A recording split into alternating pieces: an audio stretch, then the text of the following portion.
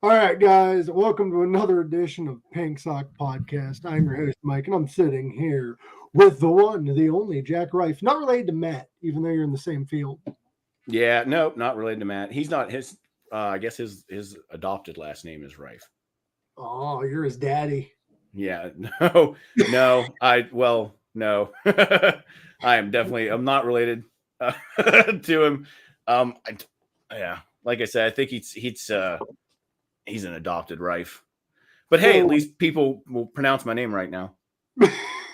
they know now how to pronunciate it. Yeah. So we were talking about wrestling, and I met New Jack. And did you ever meet him, or did you just share a locker room?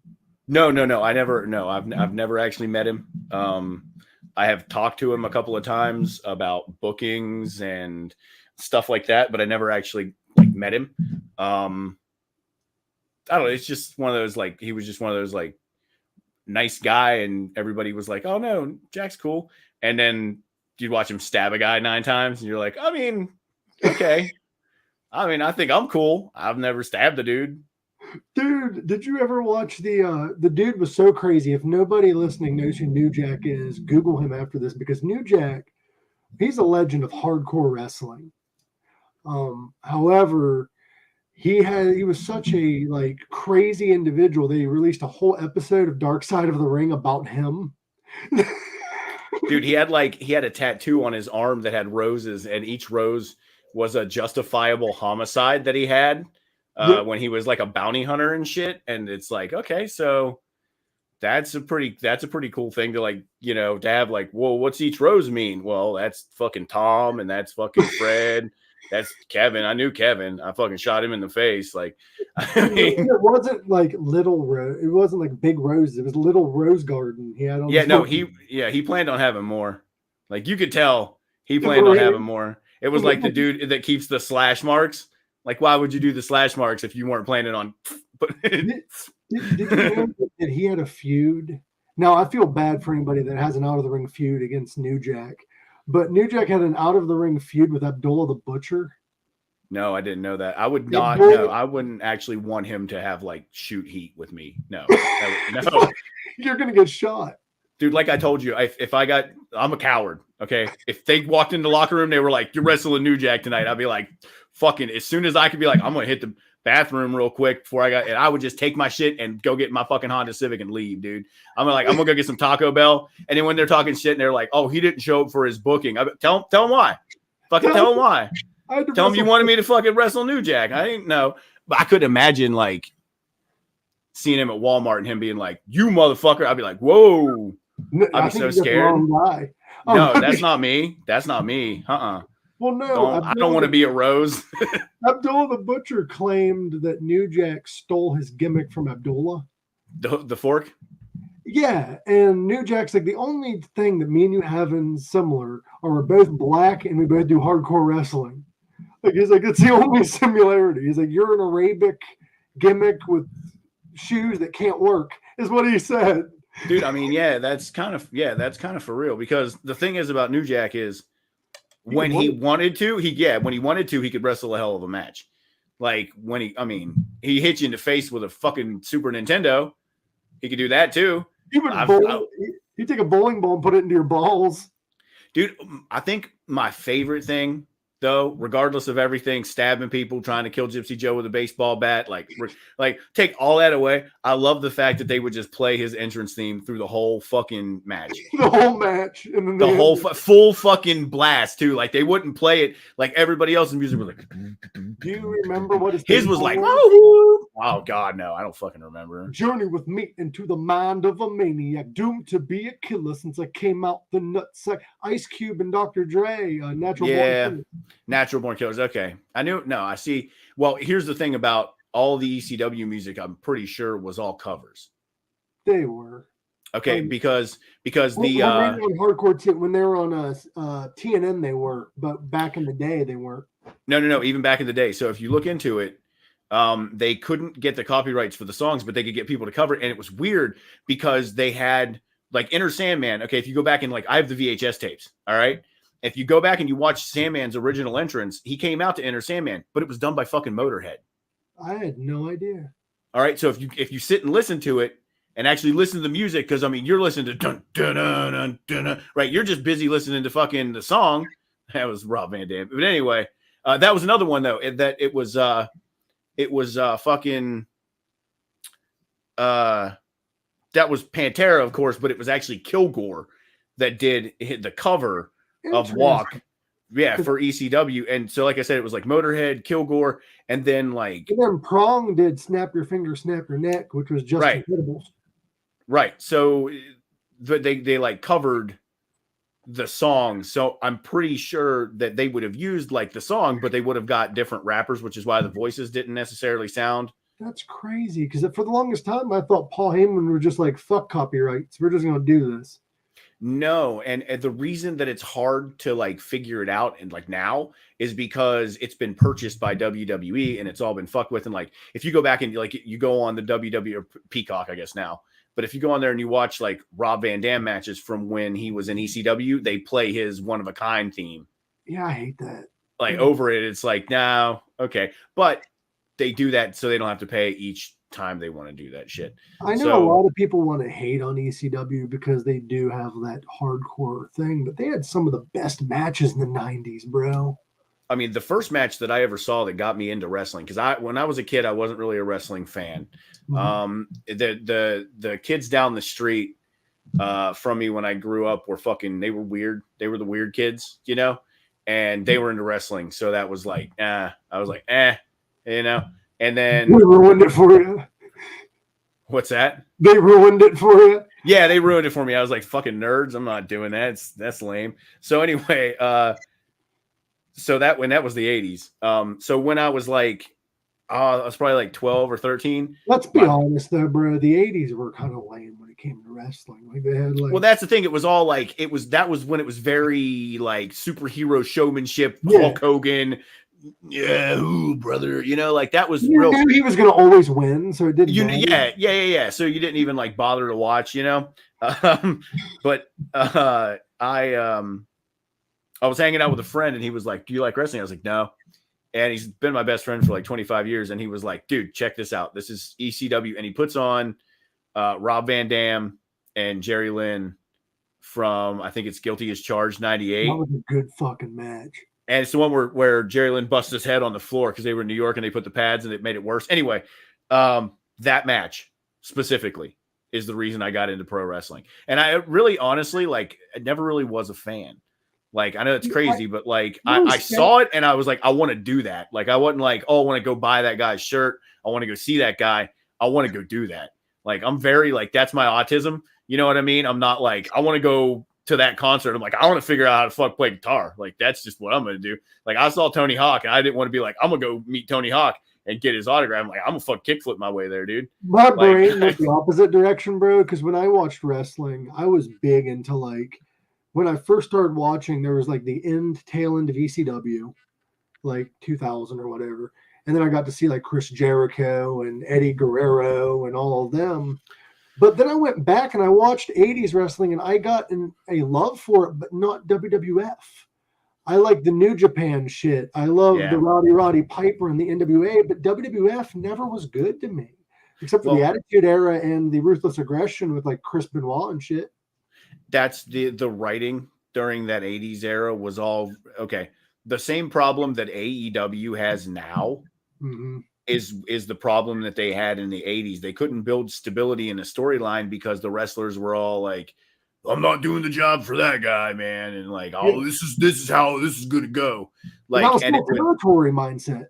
Yeah. And it would fuck with the whole structure of wrestling, because if you can't build the storyline because of someone's ego, then you can't make them want to come back for the next time. Like modern. Not to mention any names, but Hulk Hogan. Well, I mean, Hulk Hogan. He's like if Florida was a person, you know. That won't work for me, brother. Is like a very common term amongst wrestling fans. Yeah, that ain't gonna work for me, brother. Like that's dude. He was probably one of the worst when it came to that. You know who was like bad in the modern eras was Cena. Yeah, because Cena was big match Cena. well, he fucked over the whole Nexus storyline. I don't know if you remember that. Like that was really supposed to build careers, and it kind of dashed a couple careers. And that's, I don't know, that's the shit in wrestling that you don't do, especially when you're at the age where you're supposed to be putting other people over. And he did the Nexus what Vince did to that one girl. He shit all over it. I mean, the only difference is I don't think Nexus paid him.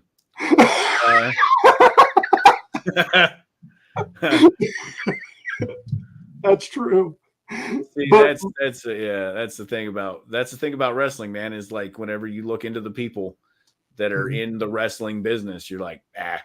You know who else, even if I was a wrestler, I wouldn't want any type of heat with? Fucking Iron Sheik. No. Well, I mean, nuts. Dude's crazy, yeah, and he talks shit. You know what I mean? Like Brian Blair, motherfucker. Well, you know what I break your back, I fuck your ass, I humble you. Dude, he's fucking nuts, yeah. The rumor I heard, though, is he actually didn't have issues with any of these people personally. He was always in character because he was used to the kayfabe, so he just stayed in character his whole life, which could be the cocaine talking. Dude, I totally believe that. I believe it, but then also there's a story about Jake Roberts giving him an 8-ball of coke to hold when they crossed a border. Mm-hmm. And he gave it and Sheik held it for him and then like gave it back to him where they were going. And like, he didn't give him any or like do a line with him or anything. And Sheik like straight up, he's like, I remember that. You didn't give me half a gram like you said you were going to, you didn't even do a line with him. And it was like, I was like, oh, okay. So that's really like, that's shoot heat with the Sheik. Like, I don't think he actually mad at Brian Blair. I don't know. He might be, but like Did you remember the stories about Sheiky? Like the ones like the crazy shit that he would fucking do. Like he was a wild human being, and it was terrifying because he was the first Olympic gold medalist to be a wrestler. A lot of people don't realize that. Kurt they claim was, but Sheiky was. No, but it wasn't wrestling, right? It was he was a amateur wrestler in I think his home country, and he won a gold medal. See, I thought he had a gold medal in like shot put.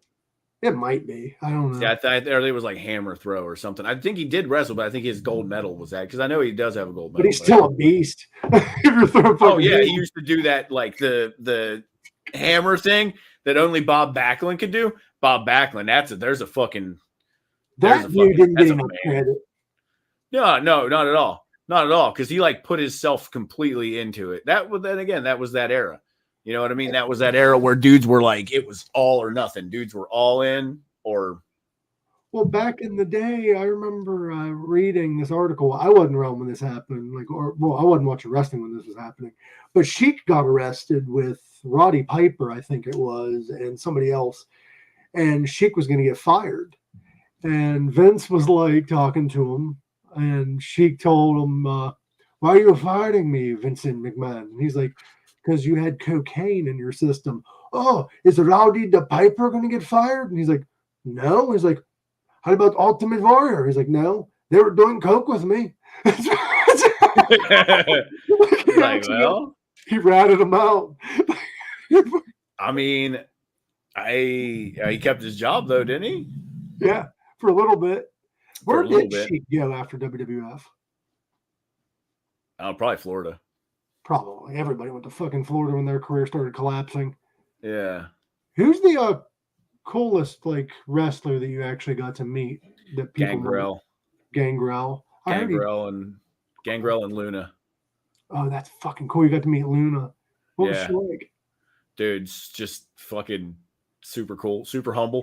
Like I don't know, kind of exactly what you would want. Like when you meet, like, I'm sure, because I was young at the time. So again, my statement still holds true. Like I'm sure it would have been rough if I'd have been like, older and like, let's hang out and go find some shit to get into. But like as a kid, it was pretty cool. But yeah, Luna and Gangrel. My buddy had a weed leaf on his shirt, and she was like, "Hey, do you?" And he was like, "I'm just a stupid kid. I don't." Yeah. Then that was how we met him. Almost. If I hadn't been like 15 and not had Yeah, I had nothing. Well, what adds terrifying shit to my story is when I met New Jack, I was only 14, bro. And this motherfucker was telling me about stabbing people and shit. And I'm like, I'm glad you like me. I mean, yeah. Don't I don't know. you? Sorry. No. You're good. No, it just makes me wonder how many people you've met like that you don't know stab people. Well, yeah, they claim the average human being walks past like 4 serial killers a month or week or day or something. 4 a day be weird. That'd be weird. Yeah. 4 a day be weird. I work in a truck stop. I probably see about 4 a day. Yeah, dude. I don't doubt that. I'm pretty sure a couple killed some lot lizards or some shit. Maybe I 8. mean, work at a truck stop, man. That's cool. That's skilled labor now. I got some stories to tell, bro.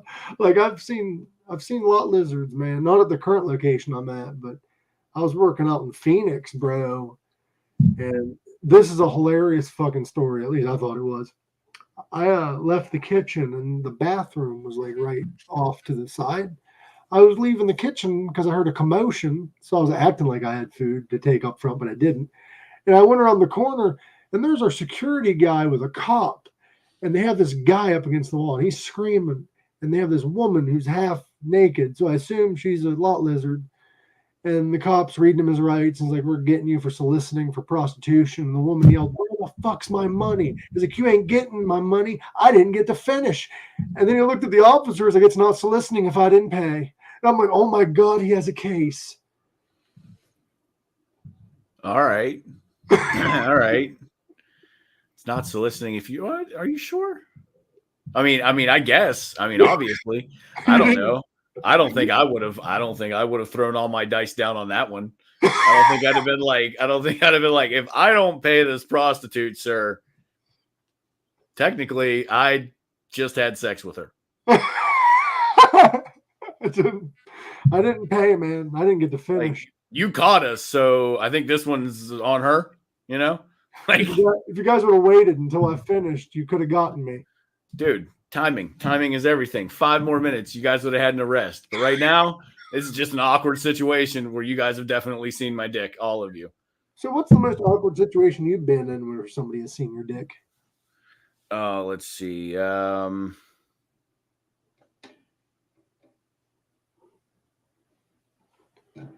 Urinal? You have a couple weird uncles? Like I don't know. Like I'm trying to think. Like probably just every girl that I've ever been with. Like I can't pick out a specific instance. It's never been not awkward. Like you got to explain why it's a different tone than the rest of your body. Like I don't know why that skin's different. You know, like I just tell them.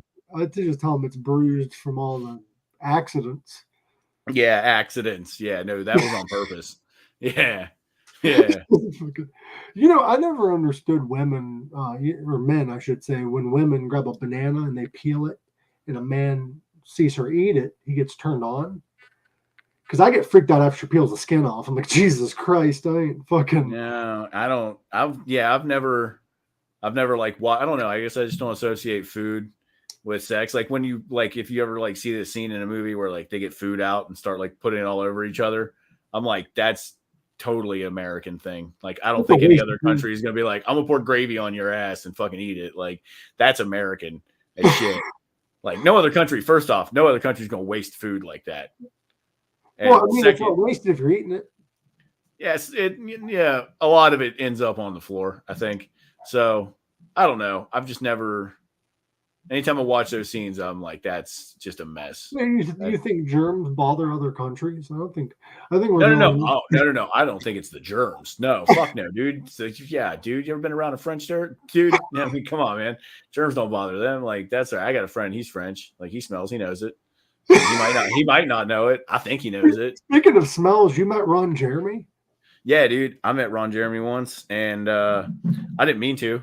Like, I wasn't trying to. I didn't buy a fucking ticket to like meet Ron Jeremy, you know? Like, I didn't wait in line. I'll tell you that much. Like, I'm not gonna wait in line to meet Ron Jeremy. But I was at the gathering of the Juggalos.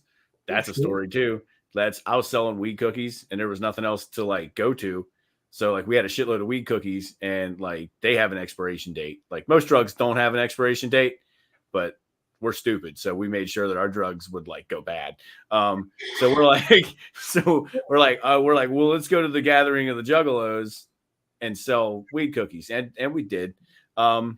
It was an experience. But yeah, I'm standing there and I look over by this rail, and there's Ron Jeremy, and I recognize him from family photos. I thought you just smelled him.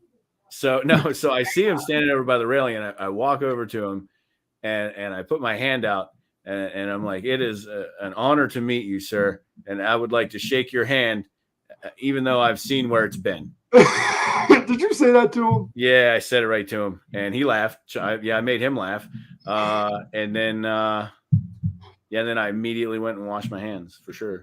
I would have. Like, at least you're noble and you're nice. I mean, but I think Ron Jeremy's one of them celebrities now that people don't openly admit to meeting. So I'm glad you did on this show.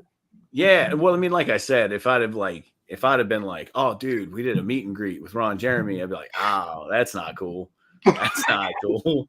Like, you got your picture taken with him. You're like, you get your picture taken to see Cosby nowadays. I mean, I probably still would just for the sweet nostalgia of it.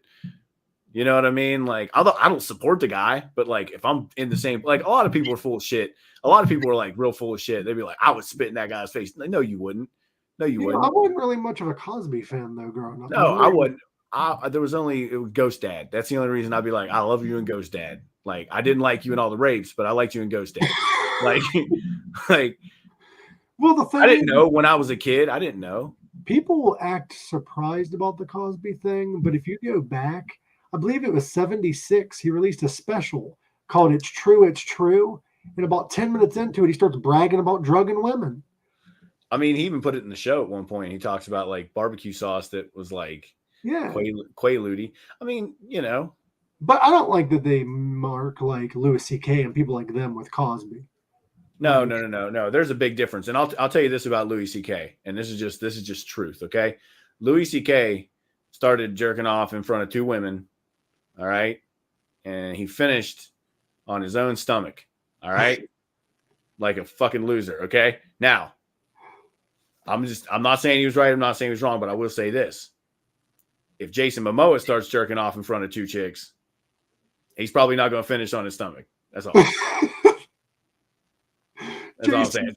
So I'm just saying it was because he was Louis C.K. that the girls were like, ew. And Jason Momoa was like, sup. If I was a chick, it would take more of like a John Stamos. Okay. Well, now I know your taste. That's cool. I'm a man of class. Stamos guy. All right. I like the tattoos. That's where I'm at. He makes me feel safe with his big arms. Or the Undertaker. He's a ginger, though. I'm not. Nah, he's just a hidden ginger.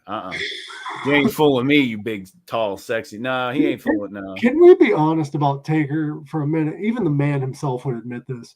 The Undertaker gimmick shouldn't have worked as well as it had. No. It should have. No, honest to God, I've said this to my friends 1,000 times. It was the goofiest, silliest, stupidest, dumbest shit that Vince McMahon ever put out to anybody. And I guarantee you, Mark Calloway was sitting in the back like, "What the fuck am I gonna do?" And then he made it gold. And then he put whatever it was that it needed to be, and he fucking did it, and it worked, and it became like literally the fucking Gravedigger, the fucking the Undertaker, the fucking like it's up there with like Clint Eastwood and fucking Elvis. Like if you go to like the Middle East and you're in fucking Khalibadad and you're like the fucking Undertaker, boing, his fucking tombstone, and they're like fucking Undertaker, yeah, they fucking know who he is, dude. Yeah, like he kind of became our generation's Hulk Hogan, but the opposite. Yeah, and Hulk Hogan tried to fuck his career like in the beginning. He gave him a tombstone. Yeah, he broke. No, he didn't. But I'll tell you this though: the first person to take the tombstone, I think it was Coco Beware. Dude, he definitely landed on his fucking head, and in the back, he was like, "You fucking dropped me on my head, dude." And Taker was like, "I'm sorry." Like, but that and just fucking dropped him on his head. So, I mean, did you know you may have already known this, but in 1990, I want to say 8, the WWF took over the USWA. And we had a match, New Jack versus The Undertaker. No, I didn't know that. It actually happened. It wasn't one-on-one. I think it was the original Gangstas versus The Undertaker and somebody else. The match happened, but you can't find it anywhere. You can find the promos for it, but you can't find it anywhere. It's lost footage. The biggest drop ball in wrestling when it came to like a matchup that we didn't get to see was definitely Sting and Taker. Do you know another one? Recently, this was announced as an actual conversation that happened. Vince McMahon for WrestleMania, which one was in 2000? No, it would have been 2002, I think, or 2003. I forget which Mania that was. I want to say 18, maybe. Maybe. But that year, Vince had acquired WCW, and for the invasion or whatever it was, he wanted Kurt Angle versus Bret the Hitman Hart. Yeah, that would have been stellar. Yeah. Yeah, but Bret was like, hey, Kurt, because Vince made Kurt call him, because that would have been an awkward conversation.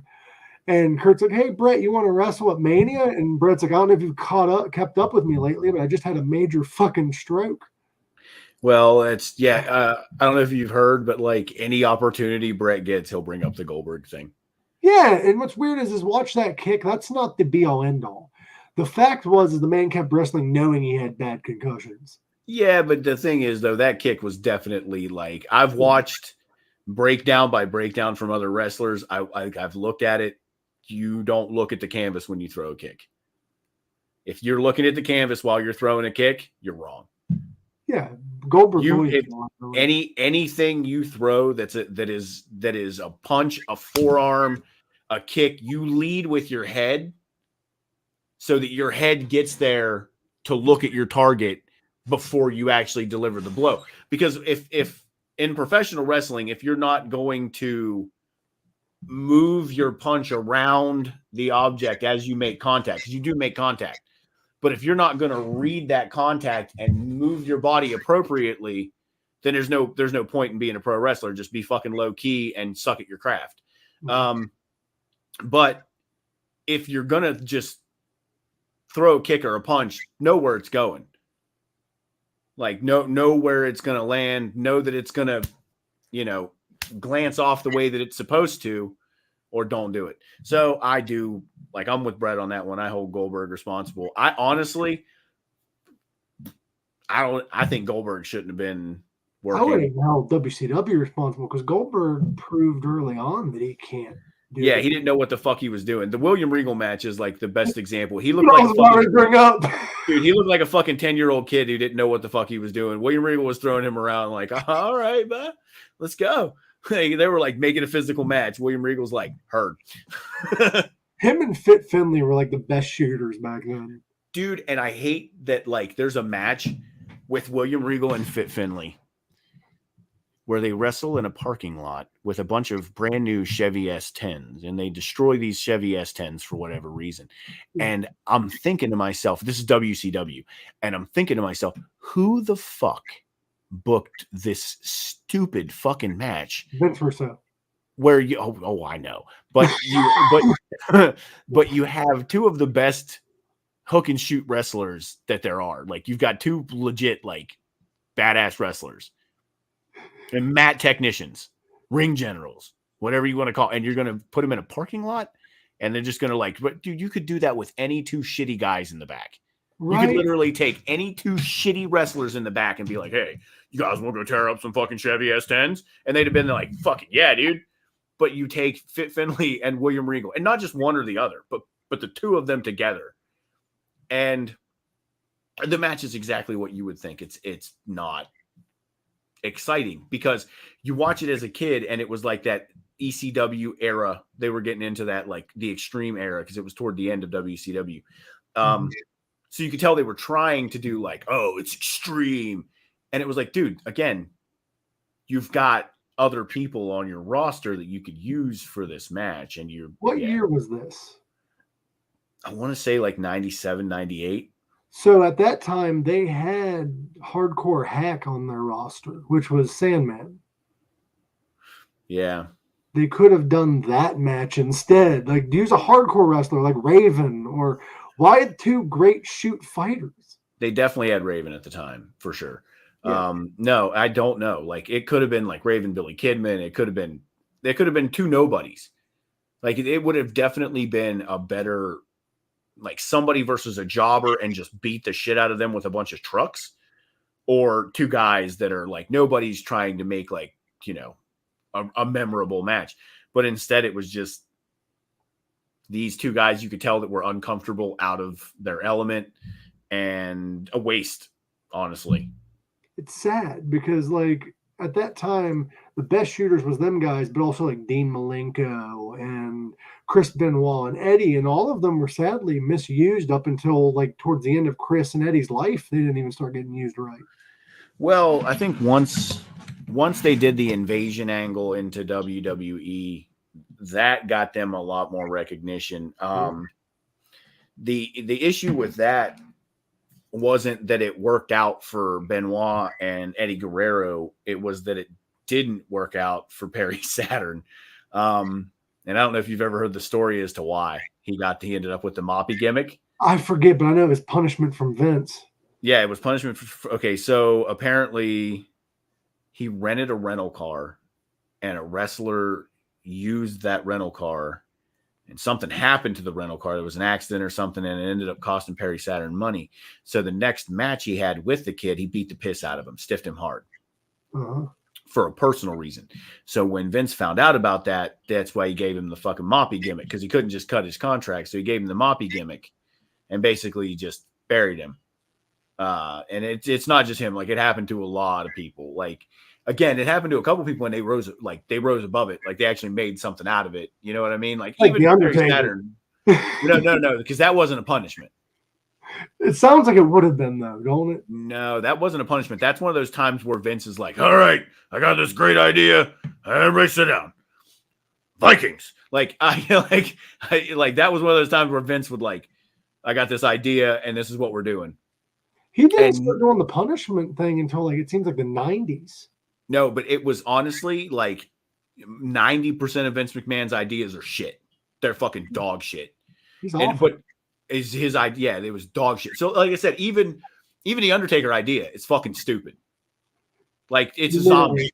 It's a fucking zombie. Like you're like, this dude's gonna be dead. You know. The thing with all of Vince's ideas is they have a shelf life. None of them are there for the long term. Like look at Hulk Hogan. That gimmick died, and he just kept trying to milk it. And Hulk finally went to another company. Dude, and he then even tried to make like another Hulk Hogan with Lex Luthor. Yeah, Lex Luthor. Yeah. And then he tried recreating the Ultimate Warrior with the Renegade and all that shit. Do you know who I hate to say this because comic book fans are gonna fucking comment below. I don't care. Go for it.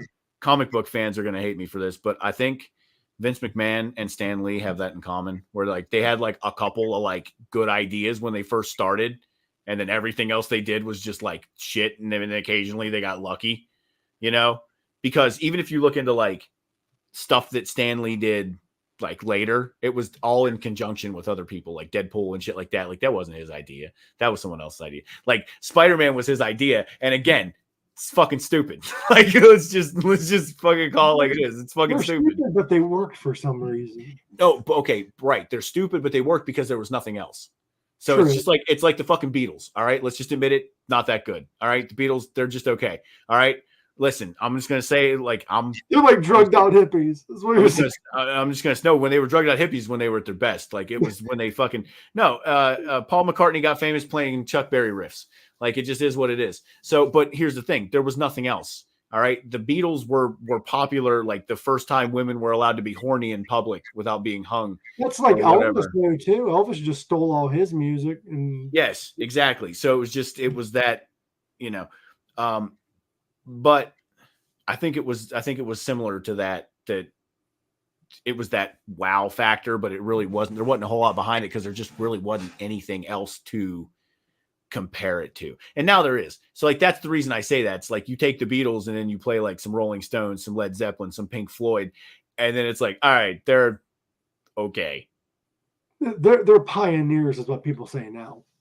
Well, they're white. I mean. Like that's why you think they made the White Album. They were like, "Oh, we fucking stole this. What are we gonna do to it? I don't know. Make it white." We fucked up. We couldn't even. We even had to take the Black Album with Metallica. Yeah, and and I think like it was one of those things because it was like they were like super white. Do you know what I mean? Because like Liverpool, like that's not even. Isn't that where Like Ozzy was London, from? huh? Isn't that where Ozzy's from too? No, Ozzy's from London. Like I think Okay. Ozzy's from like proper London. Like he's yeah. No, Liverpool, the reason they had such a different accent, the reason it was like this, it wasn't really the same British accent as others. It was kind of a little bit Irish, even, from the back of the throat and whatnot. Like it was a different accent than the common British or than even like Cockney English. And I always thought it was funny that like you couldn't hear it when they would sing. Yeah, they sounded like not like that. No, yeah, and that always it always kind of fucked with me when like I think the only band that I was ever like, okay, they sound like they talk when they sing is like Pink Floyd. Like Floyd, like the accent comes through. Dude, Yeah. have you ever heard the fucking lead singer from Three Doors Down talk? No.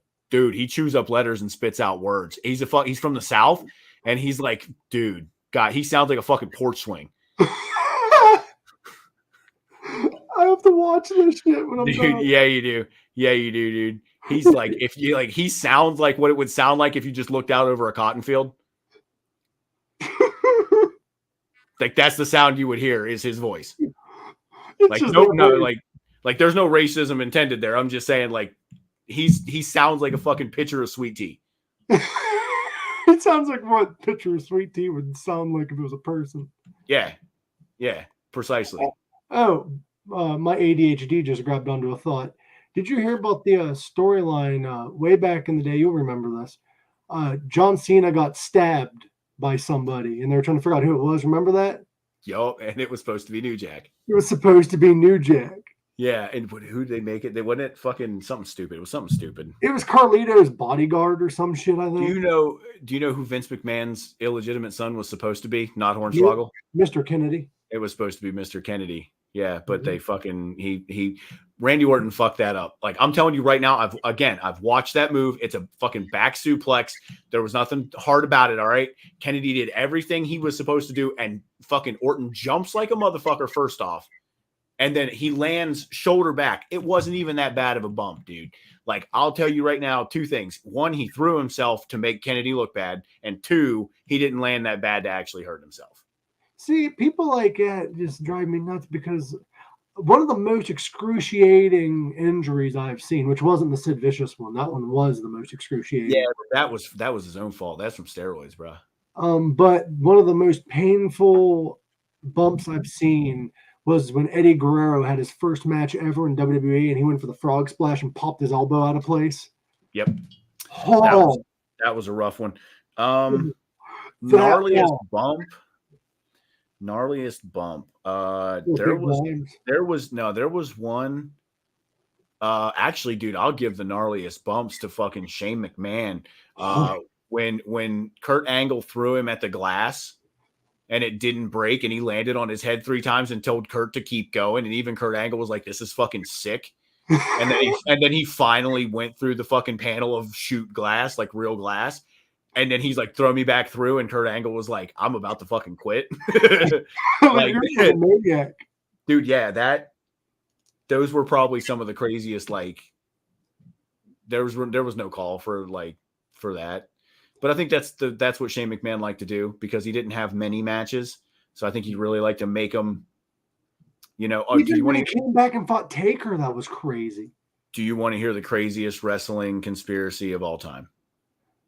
Is it the one that Chris Benoit was murdered? No, that's not the craziest. That's actually probable if you ask Chavo Guerrero. No. We'll get into that another time. No, do you know what there's a crazier one?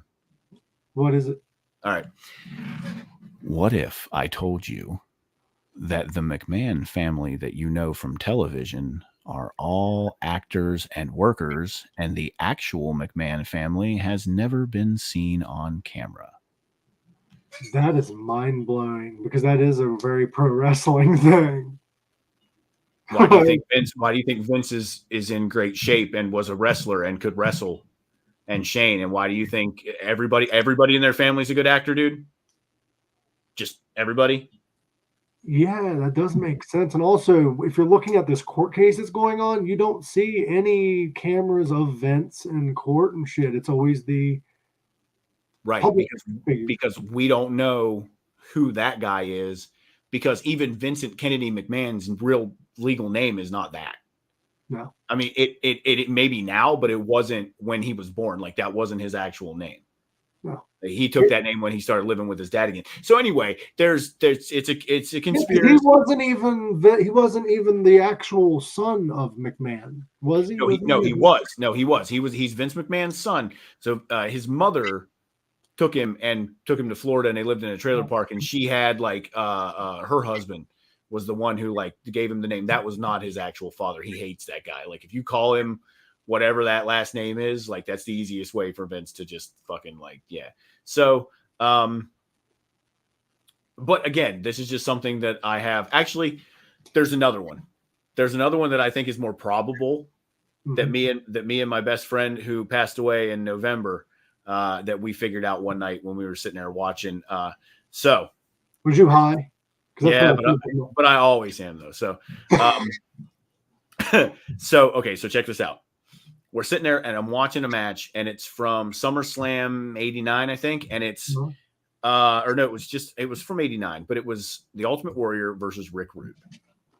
Good match. And it's a cage match. And I'm watching the match, and about 5 minutes in, I look at my buddy and I'm like, dude, what the fuck is going on? Am I liking a fucking Ultimate Warrior match? Because I'm not a fan of the Ultimate Warrior. Yeah, like you said, right. And I'm watching the match, and I'm like, dude, he's working his fucking ass off right now. What is going on, dude? He's not blown up. He's not acting like a fucking idiot. He's selling. Yeah. What the fuck is? So it prompted us to start looking into like what's going on here. And we came to the conclusion that from 1989 to 1991, Kerry Von Erich was the Ultimate Warrior. I heard that theory. And I'm telling you right now, I'm pretty sure we're the ones that like first like brought it to light, because he put a thing out on the internet and like read it and like said it and like explained the whole thing, why we thought that. Like, if you look at the SummerSlams in 90 and 91, the top first match is Kerry Von Erich, and then the last match is the Ultimate Warrior. So it was almost like they were trying to be like, can't be the same guy. And the promos at the time, the Warrior was walking and he would have his hand in front of his face and he would like and snort and growl, and he was like facing away from the camera and shit. And the nail in the coffin for us, not only like I sat there and drew the face paint onto a picture of Kerry Von Erich, and I was like, nah. But what got it for me is that character was actually created by Kerry Von Erich. That's fucking crazy. It was not the Ultimate Warrior. It was actually supposed to be, I'm not going to be able to fucking think of it right now. I want to say like the Dingo Warrior or something. Yeah, he was originally known as the Dingo Warrior, supposedly. But there was face paint. It was like the American Warrior. If you look at Kerry Von Erich's like biopic, like one of his earlier characters was actually like the something warrior, and it was that fucking thing. So I believe he told Vince about that. Vince gave the character to somebody else. Whenever the Ultimate Warrior was going to hold the title for ransom, Vince is like, can you be this guy? And Kerry Von Erich's like, fuck yeah, I can be this guy. He came in, became the Ultimate Warrior. Now here's where it turns into a little and becomes dark. I believe he thought he was going to stay the Ultimate Warrior. I believe he thought he was the new Ultimate Warrior. And then when Jim came back, Vince just gave him that character. And I think that's one of the things that led to Kerry's unfortunate, Yeah, he didn't he off himself? Yeah, but I think that was part of it, is he finally had achieved success with a character that he created. And then nobody ever knew about it. Yeah, because the Ultimate Warrior's entire career is shadowed with him not being able to work. Right. Well, then like I said, and then there's this window from 89 to 91 where he could. That was how I first noticed that something was up. Was there was a period of time where I was enjoying his work. Yeah, and that don't happen. No, that's not a thing. Did you ever watch Hulk Hogan when he was in Japan? Well, yeah. See, okay, but here's the thing about that. Yes, they can work. They can all work. Okay, they can, like all those guys. Well, not necessarily the Warrior and shit, but yeah, Hulk Hogan could work. Hulk Hogan's actually a hell of a wrestler. Did you ever hear how he got into wrestling? No. So there was no like wrestling schools to go to. You had to know a wrestler, and they would have to train you, Oh take you yeah. on apprentice style, all that stuff. Well, he didn't know anybody. So there was a dojo, like a karate dojo, where he lived in Florida, and he found out that the sensei of the karate dojo would also teach professional wrestling. So story goes that he walked in and told the guy he wanted to train professional wrestling. The guy told him, get the fuck out of there. You know, no, big dumb idiot, right? Kind of deal. So Hogan came in for like a week every day, right? Well, finally he came in and the guy said, all right, give me your hands. And he gave him his hand. He grabbed and broke 2 of his fingers. Jesus Christ. And I guess he told him, broke his fingers, told him to get the fuck out of there. Didn't want to see him back there. The next day, Hulk Hogan showed up with his fingers taped together, and the guy started training him. That's cool as hell. That's the original hardcore right there. Yeah, so that's the story of how Hulk Hogan actually like really did have a love for professional wrestling. Really does. I mean, I guess he's still around. You know what I mean? But he does, but he also has a big history of lying. Right? Yeah, dude. The dude motherfucked his own dick in court. My thought, like the dude was like, "That's not my dick. Hulk Hogan's dick is this fucking big. That can't be me." Because Hulk Hogan's dick is like this, that guy's dick is like that. That can't be me. And then like they're like, this is definitely you. And then he's like, yeah, I guess it is. And like, you remember that shit you said about your own dick though, dude? Remember when you were talking about how that dude couldn't be you because his dick was so small? Yeah, that was Hulk Hogan's dick, not Terry Bollea's dick. No, Terry Bollea's dick is this big. Hulk Hogan's dick is this big. That was Hulk Hogan in the video. That was what he was trying to say. He was like, that can't be me. I'm Hulk Hogan. My dick is like a fucking tree branch. I'm the fucking dude. I'm a real American. My favorite lie of his was that he almost was the bassist of Metallica. Dude, he tried out to be the bassist of Metallica. I fucking love that one, dude. Can you imagine? Dude?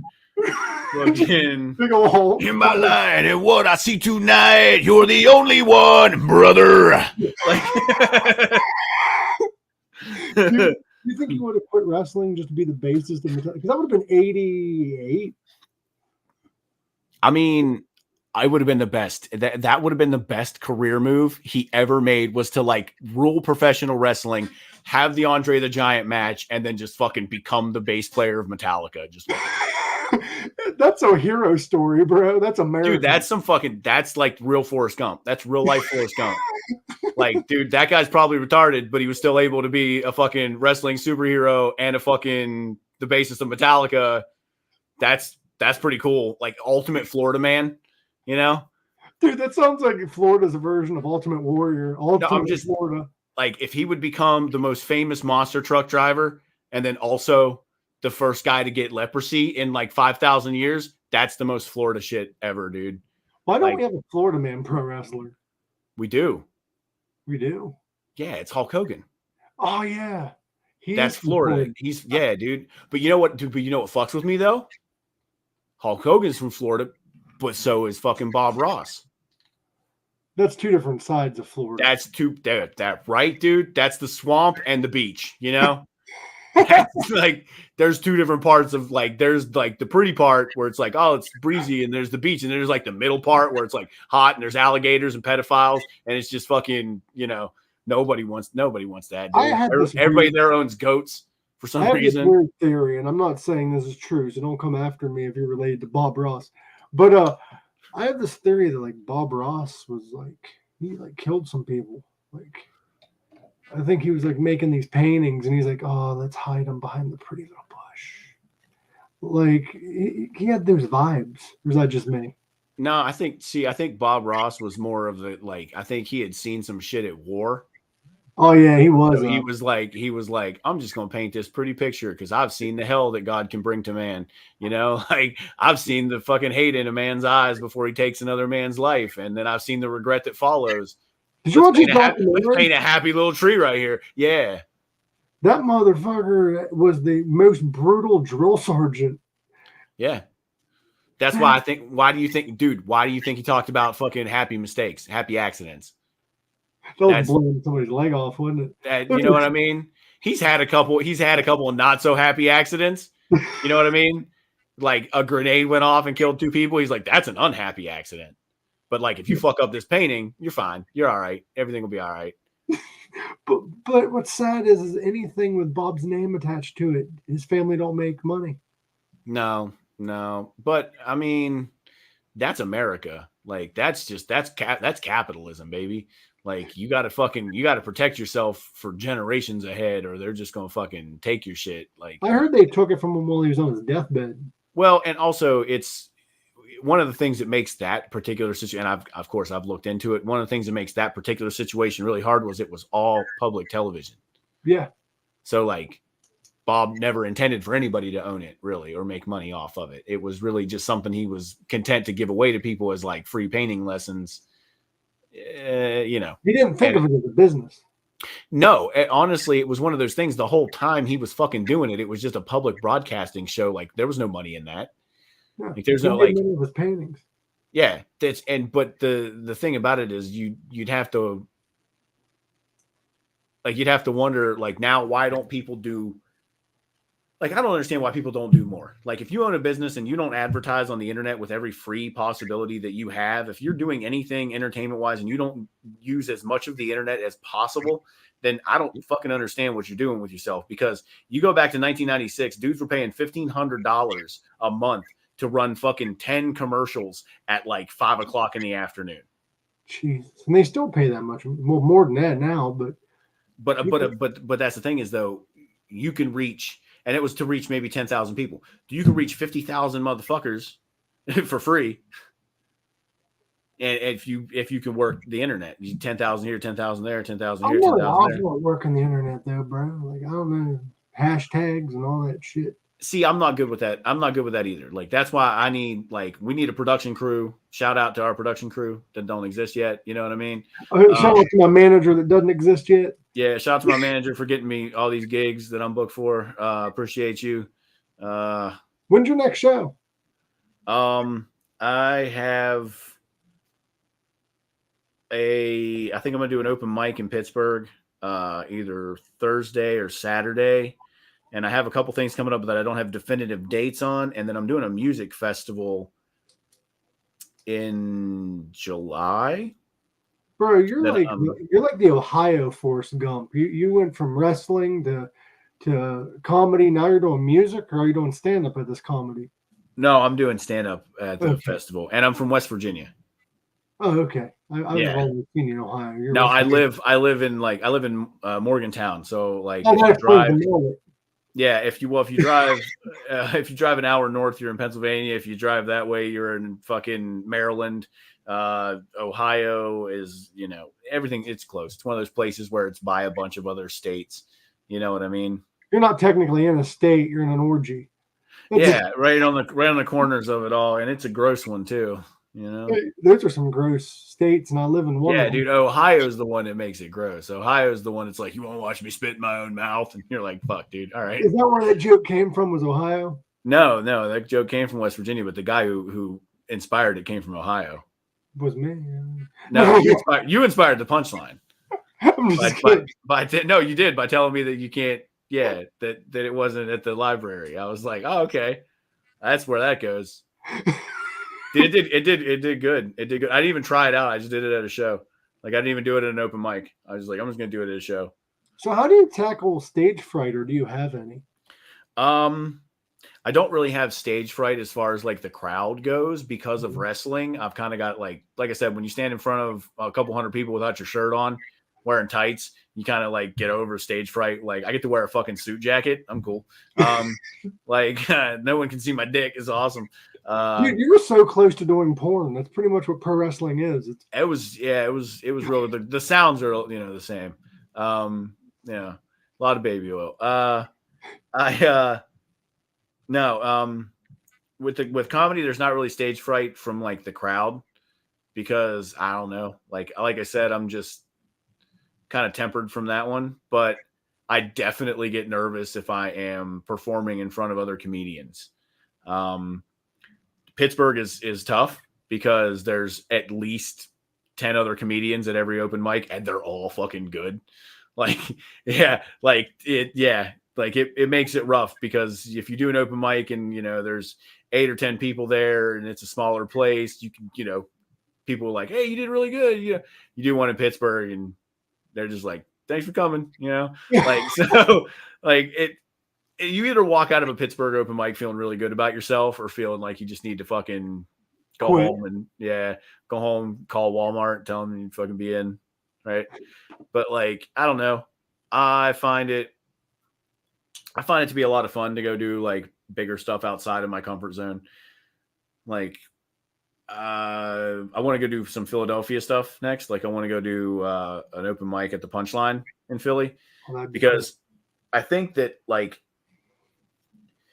my whole like the first open mic that I did after I started doing Pittsburgh open mics, the first one that I did back in Morgantown, I had a totally different air about it. Like I had totally different delivery. My timing was different. And I think it came from being nervous about doing an open mic in Pittsburgh and then watching everybody, go about their stuff there kind of made it easier for me to relax whenever I came back to like a smaller crowd. So I'm hoping that going and doing open mics at like an actual comedy club that in Philly, the Punchline, will kind of open me up to doing, bigger stuff other places. Yeah, like another thing about comedy that I noticed that some people do, it's very similar to wrestling, except you wear more clothes. But in wrestling and in comedy, you take on another character when you're on stage, kind of. Like it's you, but it's an exaggerated version of you. Precisely. Yep. It's supposed to be the best gimmicks are supposed to be you amplified. You're supposed to take the best things about yourself and work with that. Or the worst. Or the worst. Yeah, depending on what you're going for. Because when I wrestled, I was a heel. Like when I wrestled, I was a bad guy. And it is easy to make people not like you, but it is not lucrative. One of the things they don't tell you is that back in the day in professional wrestling, when you worked a program with somebody heel and face, the face would actually give the heel a portion of their merchandise sales. Oh shit. No shit. Because, and it was a gentleman's agreement, you'd had to count on them to do it. But basically the idea was if I'm Ric Flair and I'm going to put you over, okay, I'm going to be such a bad guy. Nobody's going to buy my t-shirts. Nobody's going to want my autograph. Nobody's going to want their picture taken with me. I'm going to be that bad of a guy. Yeah. Okay. And because I'm that bad of a guy, I'm missing out on a lot of money. Now, because I'm that bad of a guy, that makes you that good of a guy. Yes. Okay. So now everybody wants your t-shirt. Everybody wants a picture with you. Everybody wants your autograph. Yeah, the heel pretty much helped. And I helped to push them to want to get your stuff because they hate me so much it makes them love you. Mm-hmm. So there was a thing back in the day where when these guys would get to the end of the night and if they made, X amount of dollars, they would cut out the heel that put them over. Who would you say was the best heel in wrestling, in your opinion? The best heel in wrestling, I think. While you're thinking, I'm going to just say hi to everybody in the chat. Hi, everyone. Yeah, actually, I'm going to think about it. I'm going to go grab my vape. I'll be right back. All right, go grab your vape. Go get high. Have fun. And I'll come back and tell you who the best heel is. Look at that. That is Jack Rife. He is currently getting himself a drink.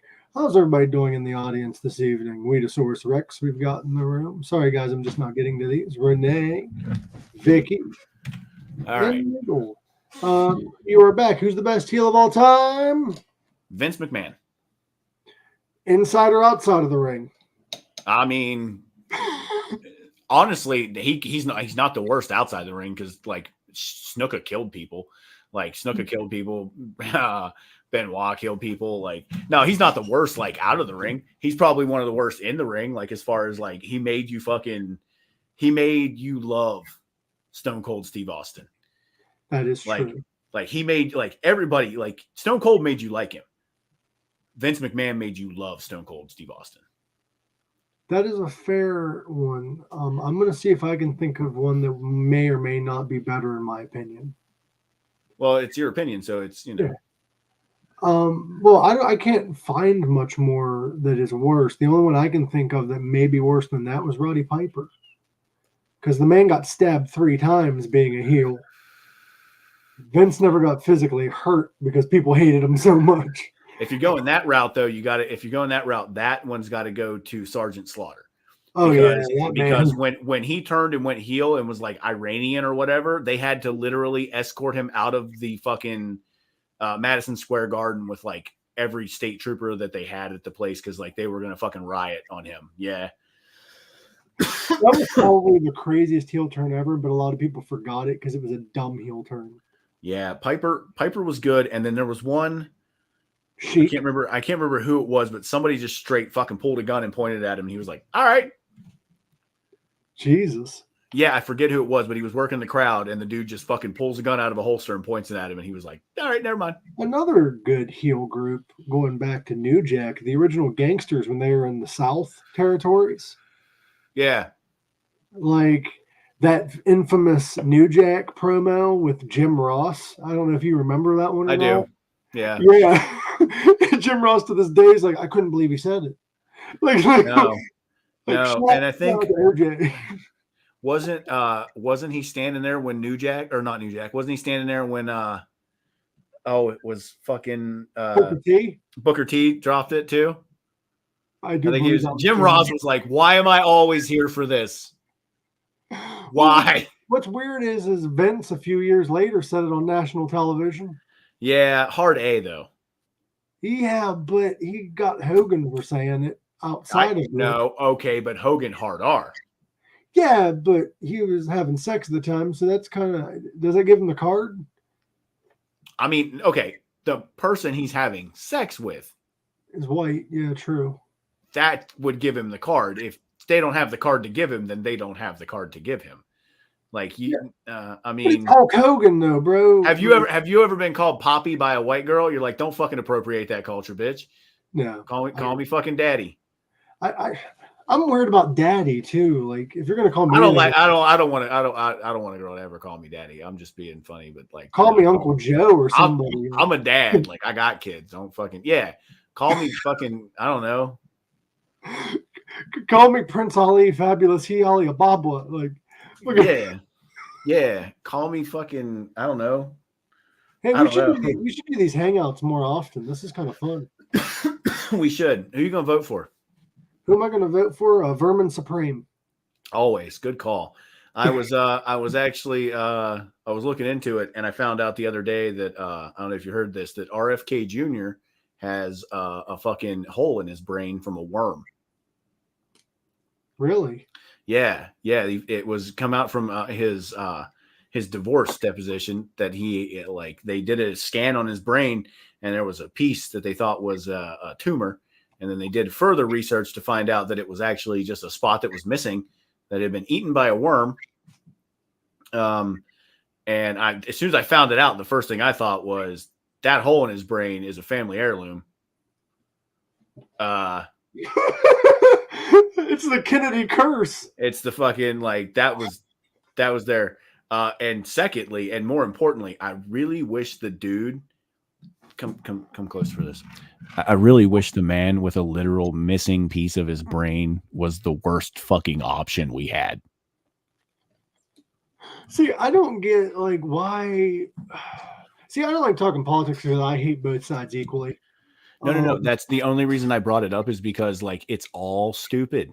It's every choice. Go back to the Roman Empire, all right, and then realize how dumb our choices are. Okay, here you go. All right, go back to the Roman Empire. We got one dude tried to overthrow the government once already. Okay, we got another dude. People are like 4 more years, and I'm like, what, to fucking live?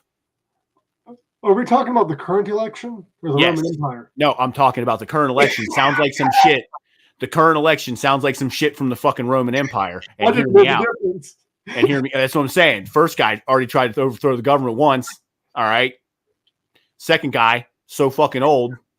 He remembers literal fucking Caesar. All right. I keep mistaking him for Ric Flair when I see him. And the third guy has a fucking hole in his brain from a worm. That shit, dude. Is this a fucking election in America, or is this like North Africa from 1986? Bro, this sounds like I think it's time for a third option, and that being the dude with the fucking boot on his head. Dude, right? No, that's the fourth option. The third option is the guy with the fucking hole in his brain. Who would you rather pick, though? The guy who will give you a free pony or the guy with a hole in his brain? I don't think we have the resources to provide that many ponies. So I'm just going to have to be real with you. I think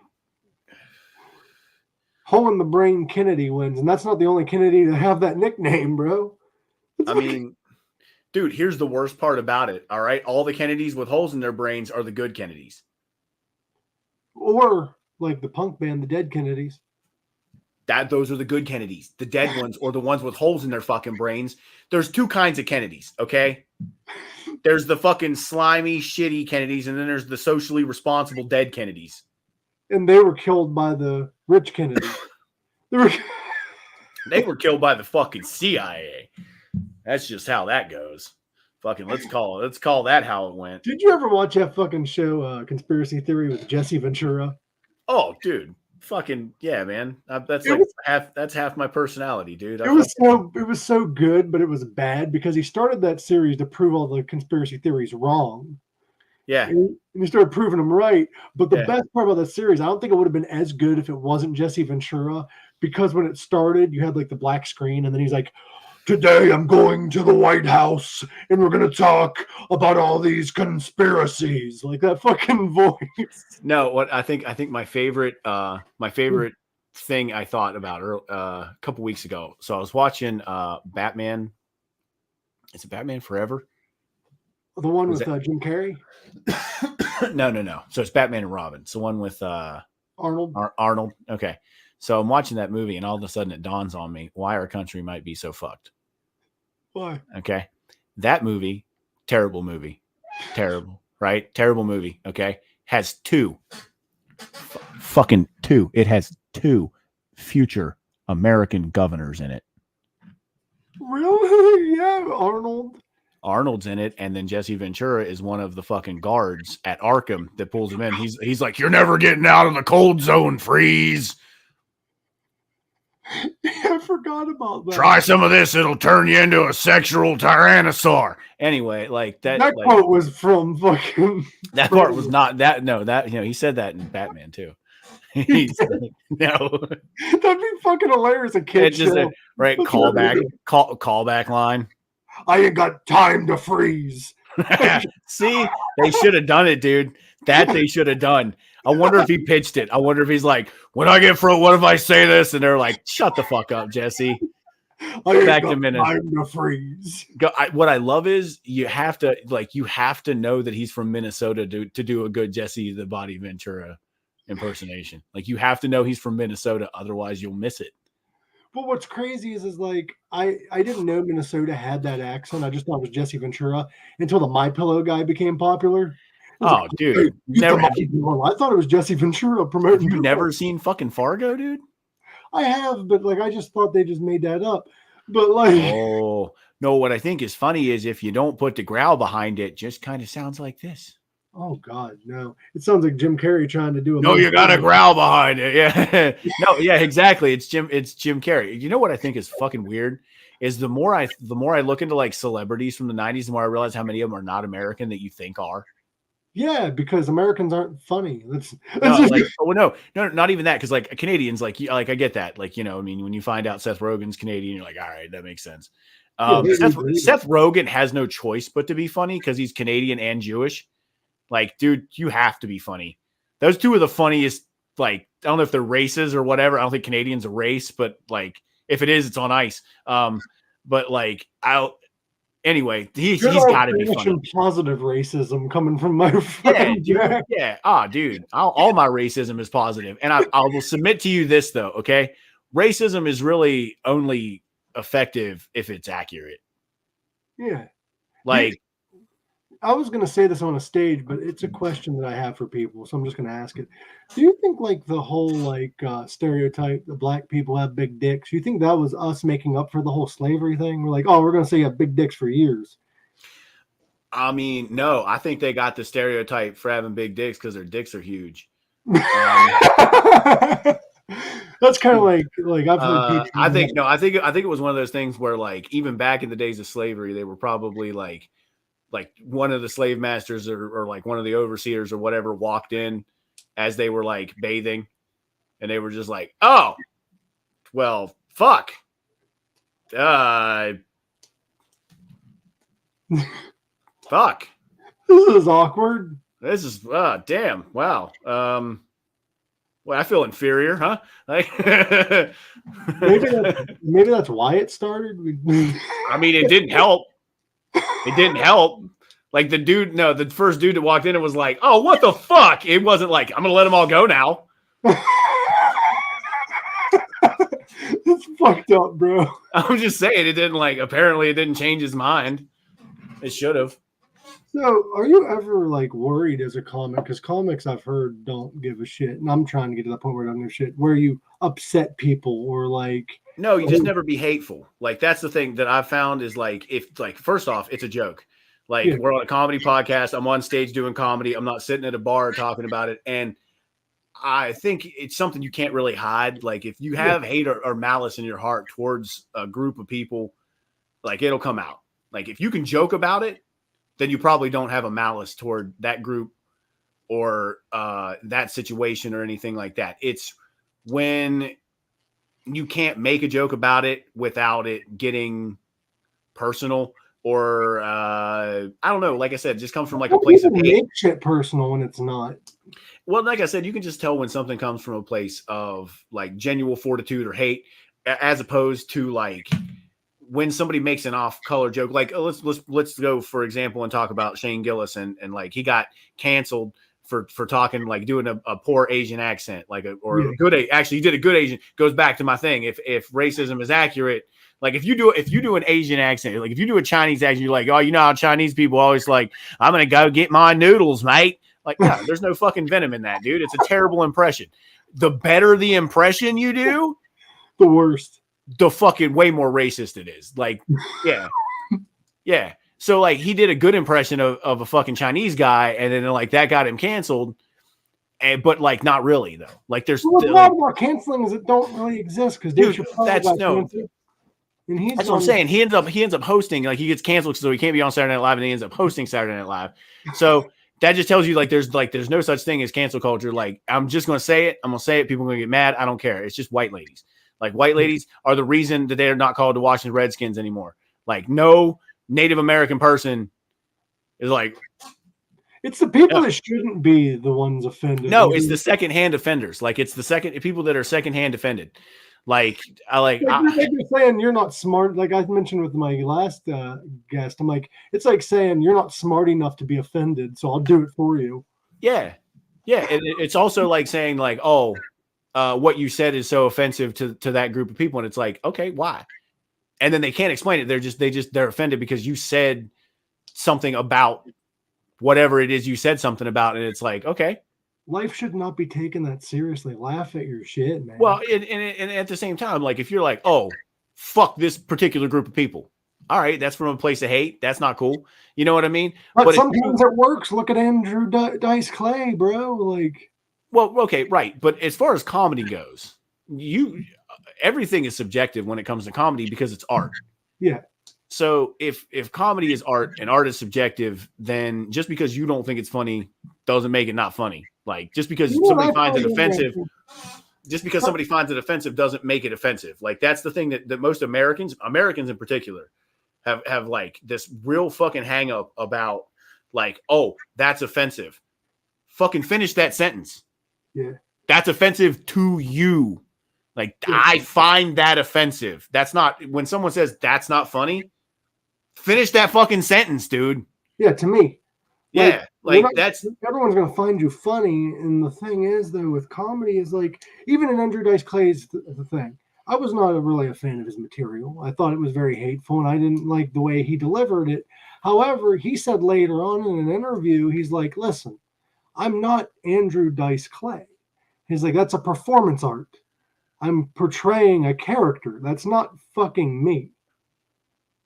And honestly, if you really look at it, and I'm not a fan of Andrew Dice Clay either, just because I find his material to be just lazy, not really all that funny and lazy, right? But I will tell you this: when I realized what he was supposed to be, it made a lot more sense. He's supposed to be the dirty version of Rodney Dangerfield.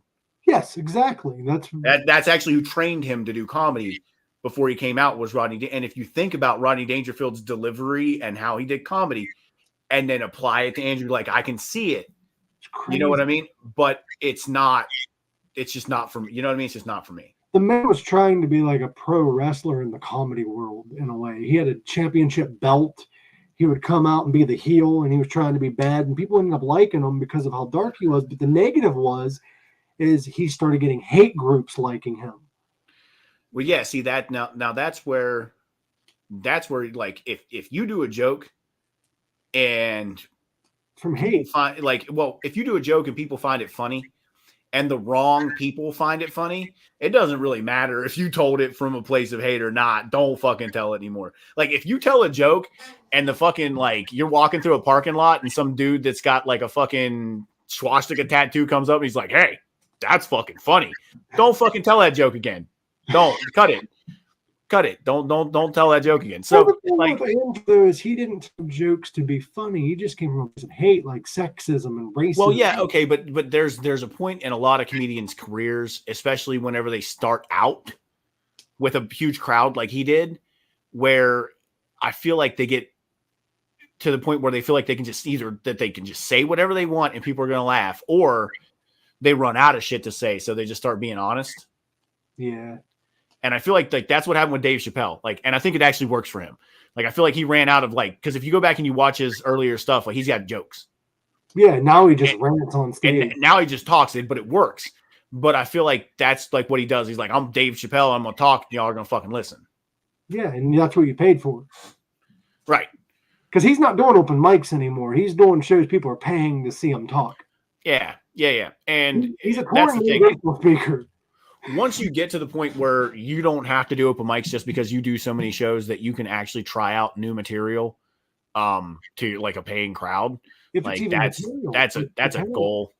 With Chappelle, is it material? Because he changes it every night. He's just talking at this point. Well, no, it is actually material because with Dave Chappelle or pretty much anybody else, you're gonna, even if you're out there riffing or just working on stuff, you're gonna build a half an hour or an hour of the best of that, so that at the end of your tour you can do a special, because you're going to make money off your tour, but then you can also finish with a bunch of really good fucking hard hitting shit that you've practiced fucking 100 times, and now you can bring it out for and sell that to Hulu or Netflix or whoever the fuck, and even sell the event itself as a recorded event, the final product, when people pay. No, that's what I'm saying. So you get to sell the event itself and you get money off of it. Then you get to sell it to whatever streaming service is going to pick it up, and they get money, you get money.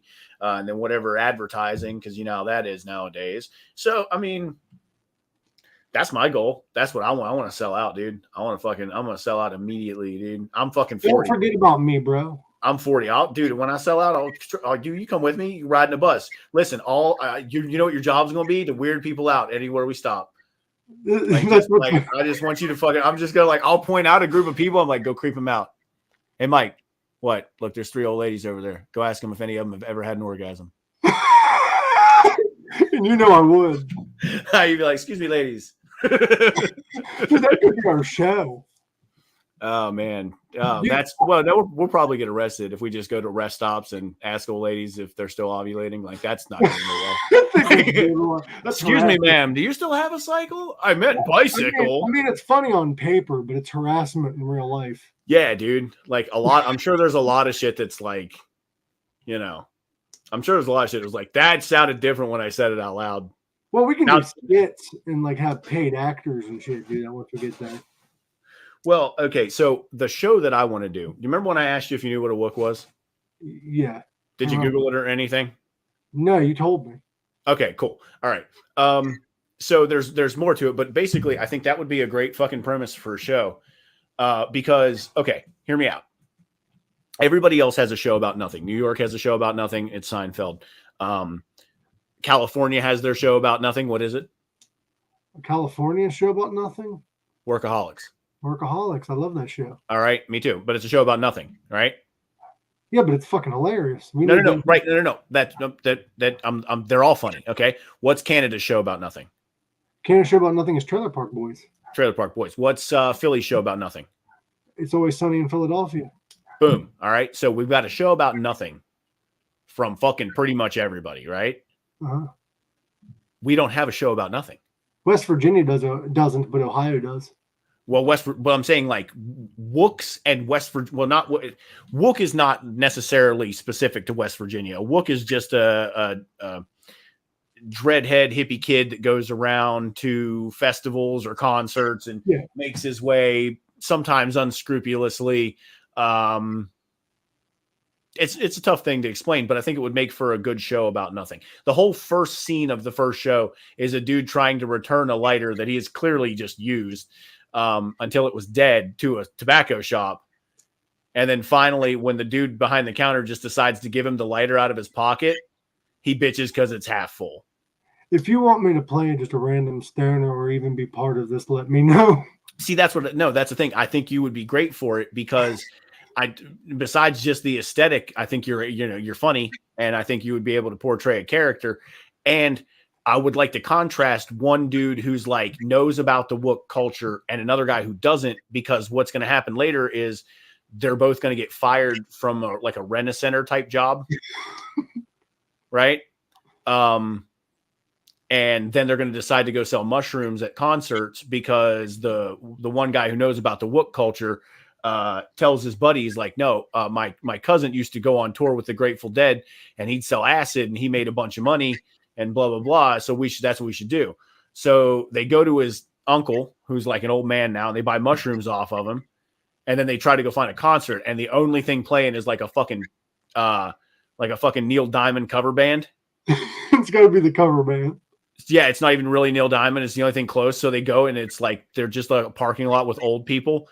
But toward the end of it, they run into like this group of like moms and they fucking all buy the mushrooms off of them and have a fucking great time. Dude, it would be so easy to film because like all you would really need is like a couple like, filming locations like house and business or whatever. It would be pretty easy to get, somebody to agree to it off hours. And the concert would be super easy because you just set up a couple of pop-ups and tents and shit and only film that direction, and it makes the whole field look like it's full of tents. Yeah, and I've also got a friend who puts together a camp out event in Ohio in Jacobsburg, and they have a stage and shit. See, I have one that I'm doing, that if we wanted to get footage for stuff that we could do it there too. All right, that'd be fucking sweet because I've always wanted to do like comedy skits and stuff because stand-up, I love being funny, I love making people laugh, but I'm not huge into like the stand-up thing. Like I love doing it. But like I want to like venture into the skit area. See, I definitely want to do both. Like I definitely want to do stand-up because I think I come up with funny stuff when I'm on stage that I struggle when I'm just like sitting around the house to come up with funny shit. But like if I'm on stage, I've developed a lot of my stuff like on stage. You know what I mean? Like I'll have like a premise or an idea and I'll start talking about it, but it'll develop itself when I actually start doing open mics. So like, I feel like I need that process to develop comedy, but I also feel like I would love to work on something that. So I have this idea that I wanted to do as well that you might be down for. It has to be in legal states though. I was going to get a couch, like the old, 1980s, 1990s, like the fucking couch that had like the fucking farm scenery on it or the flowers or whatever. Yeah. Get one of those and take it with us to like shows that we're doing and sit on this couch and just get high and tell funny stories and call it Stoner Couch.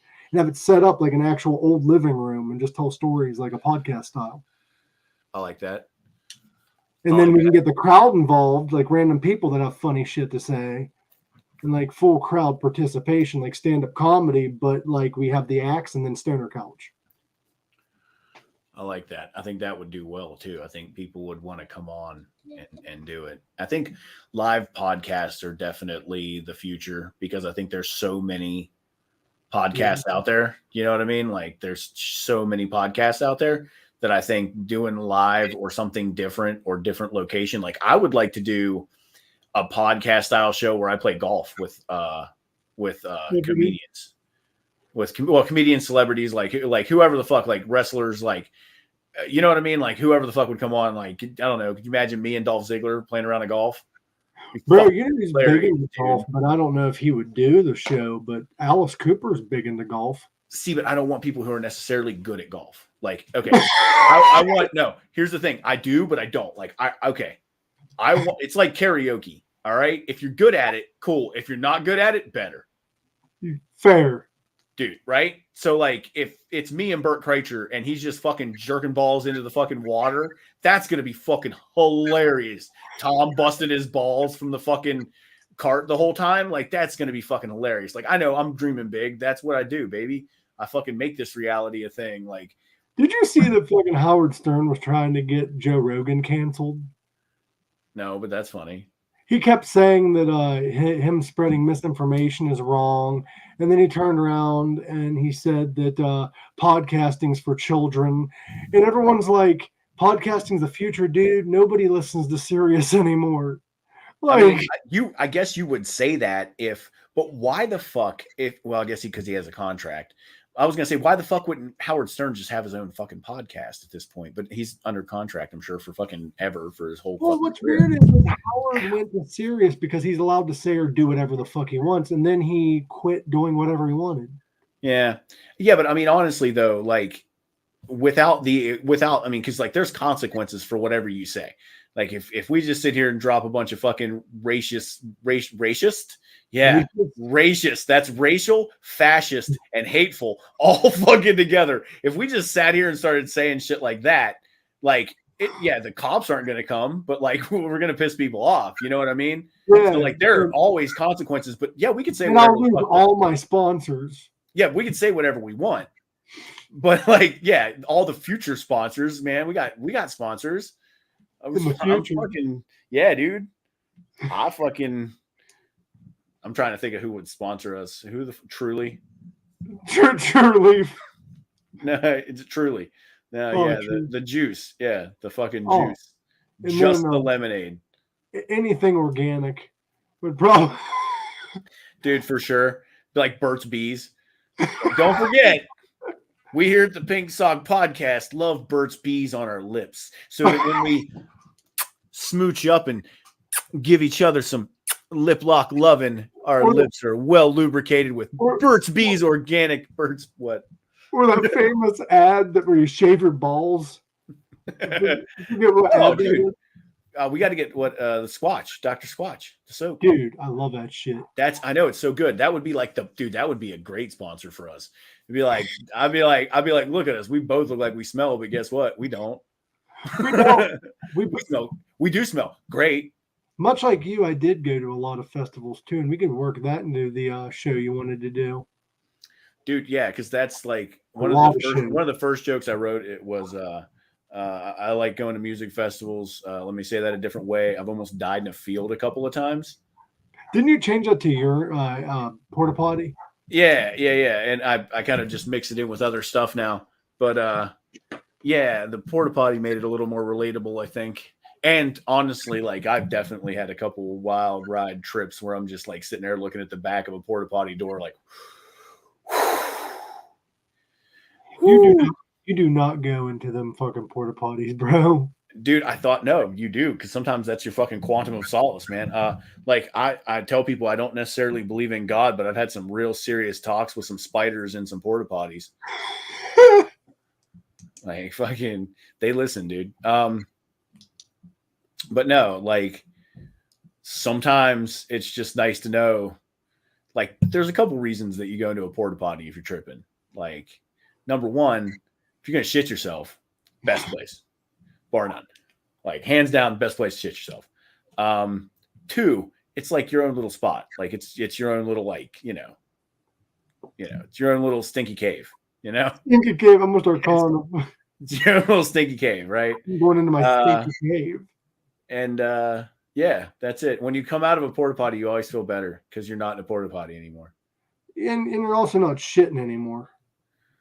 I mean, you might not even have shit while you were in there. You just, if you're gonna, that's where to do it, So are you an edibles guy? Yeah. I like edibles. I like dabs. Well, I mean, I guess I would say I'm not really an edibles guy, honestly, if I'm being real, because bro, I love edibles now that you said something, but now that I thought about it now. No, I thought about it, like I do like edibles, but I don't eat them that much because they fuck me up, dude. Like, and I like to I'll do dabs and I'm fine. Like it doesn't, you know what I mean? It doesn't, whatever. Dude, if an edible don't hit you within 20 minutes, just eat 3 more. Yeah, dude, I did. I had like these little like gummy squares that were 50 milligrams a piece. And like the problem with it is it was like, okay, you remember like the Smirnoff drinks? Like you ever drink too many of them because they taste good? Yeah, and then you're fucking sick, like, right? I didn't throw up, but like these things tasted good, and I ate like 4 of them, and then I was like, wait, these are 50 mil. I just ate 200 milligrams. Fuck. And like, dude, the whole next day, I was just like, like I just couldn't get my bearings about me. I felt like I woke up at a fucking bus stop. Like, I don't know if you know what that feels like. Like, no, it was the first time. It was the first time since I was a little kid. Like, you ever fall asleep in the car on the way somewhere, and then you get there and your parents wake you up and you're the maddest. You're just like, you're like, get the fuck away from me. Like, there's just, for some reason, you're just like, that's what I felt like the whole following day, dude. I was like, I don't want to fuck. I'm just gonna go lay back down, man. Yeah. Dude, I was living in Arizona for a little while, and a friend of mine that I worked with was like, here, have a Nerd Rope edible. Now, in my brain, I'm like, they're not going to give me a Nerd Rope edible if it's strong. So I ate the whole dope rope, right? Yeah. Oh, I know the dope rope. That's the I ate the whole thing, bro. And no, dude, that's like 600 milligrams. Yeah. Dude, the dope rope, dude, I legitimately gave one of those to my daughter for her birthday last year. She turned 19. Like, don't, you know what I mean? She got a prescription and she's 19. But that was her whole fucking birthday gift, dude. So, wow. Yeah. For a while, bro. I bet, man. I bet. Dude, next thing I know, I decided I'm going to put on Star Wars and eat this whole thing. Like a nerd does, because I'm a fucking nerd. And I was watching and I put on Star Wars Episode 1. And I'm watching it. And next thing I know, like I was in the movie, like I was the Star Wars, but like I kind of like zoned out like you do when you get really fucking high on Nerd Ropes. And my roommate came home and I like kind of came to, but I was still real high. And Star Wars Episode 5 was on. Like I just binge watched 4 Star Wars movies, bro. Those aren't even long, short ass movies, bro. Those are long as fuck. Those are long fucking movies. You know what? I don't know. Have you ever heard the theory about Jar Jar being a Yes, and it is true. Okay, all right, and it is. Here's the best. Like, okay, what's the first thing he does when he's on screen? Oh fuck! It's in Episode 1. All right, the first time you ever see Jar Jar Binks on screen, they're running from tanks in the woods, and Jar Jar jumps out and grabs Qui-Gon Jinn and tackles him to the ground in front of a tank, and he almost gets him ran over. He almost dies, right? Yep. My argument to that is, who the fuck almost accidentally kills a Jedi? Yeah, that doesn't happen. And also, right. He fights Siths and all the dark side people fight in kung fu styles. And the way that Jar Jar fights what's called Drunken Master, where everything is chosen articulately, but you look clumsy while doing it. Yeah, and that's why he was kicked out of his own people for being a troublemaker, is basically how they describe it. Is like he was causing trouble. You know, so they had to like excommunicate him from his own fucking shit. Jar Jar is still the ultimate bad guy in the Star Wars universe because he's the one that put Palpatine in power. Yeah, he's the one that gives Palpatine the power, which we'll talk about a Mandela effect here real quick that has to do with that. But also, where is Chancellor Palpatine from? He is from... The nerd in me is upset, but I'm too high to think about this. He's from Naboo. Oh yeah, he is from Naboo. Okay, who else? Where's Jar Jar from? Same. Naboo, but from the underwater part. So they're from the same. So he's from the same fucking planet. So he was definitely like the hidden, like he was definitely a fucking apprentice. The other theory, though. The other theory is that Jar Jar Binks was actually Darth Plagueis. Yeah, I mean but because he was a shapeshifter. I think they should. I think that's what they should have done with the new ones. I think that they should have gone back, and I think it should have been Darth Plagueis. I don't think it should have been Jar Jar. But I do think that should have been I don't know. I don't think it should have been Jar Jar, but I do think that should have been what they went to with the new story, is that it should have been Plagueis. Because in 3, when the Emperor tells Anakin the story, Yeah. there's a very specific music playing. Yep. Right. And then later, when they, in the first of the new ones, when they're talking about like the whole dark side, the same music plays.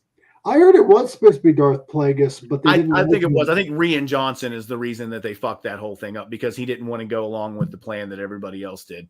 So that's why it ended up all muddled and fucked. Because the guy before him, the dude that did Star Trek, what's his name? Abrams, J.J. Abrams. Yeah, he was a big Star Wars fan. He wanted to keep it. I honestly just think they should have handed the whole fucking thing over to Jon Favreau.